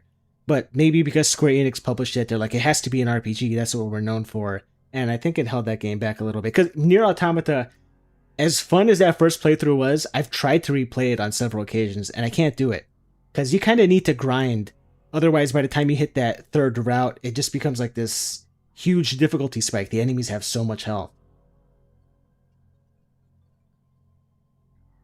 Metroid Prime 4 is so weird. It's so... it's so safe. It's safe to the point of being boring. I was really hoping, I don't know why they advertised the bike in the trailer so heavily. There's barely any bike gameplay in this. It really is just like a hub transitory zone. I thought there would be much more bike gameplay, and it's really not here at all. They should have even bothered showing it off in the trailer. It should have just been a surprise when people got the game. By the way, here's a motorcycle. I think they really did a disservice for themselves by advertising this game. I don't know what they were doing. All of the trailers for this game suck. Better games are out there, folks. Yeah, even better new games. I'm not saying just stick to old games. There are some new games that are fun. I love Stellar Blade. I love the combat in the Final Fantasy Remake and Rebirth games. I'm not a pure hater of modern games. You can open doors with psychic powers. That was the most fun I had playing this game. Please talk about Panzer Dragoon. Yeah, I would love to talk about Orta and some of the other games. Saga is also really good, but I know plenty of people have covered Panzer Dragoon Saga at this point. It's funny because at one point the most obscure Panzer Dragoon game was Saga, and people were constantly like, it's underrated, everyone should give it a try. But at this point, I think plenty of people know how good Panzer Dragoon Saga is, and it's kind of overshadowed the proper rail shooter games, which are all good. Panzer Dragoon 1, Zwei, and Orta, every single one of them. That is such a... it's so rare to find a series with 4 games, and every single one of them is absolutely incredible. Didn't Stellar Blade also have that issue where you have to grind to play the action to its fullest? Not grind, but you had to do the side quests to get those skill points to unlock the perks on the skill tree. Stellar Blade has its issues, don't get me wrong. I don't think it's a flawless game. That game, especially the desert segments in it, where it's kind of just here's this big open area that only exists for side content. That game has its problems, but it alternates between like the more open side quest centric stages and the more linear zones, and there's overall more of those linear action focused zones than the exploratory areas, and that's what I really like. I think that's where Stellar Blade shines.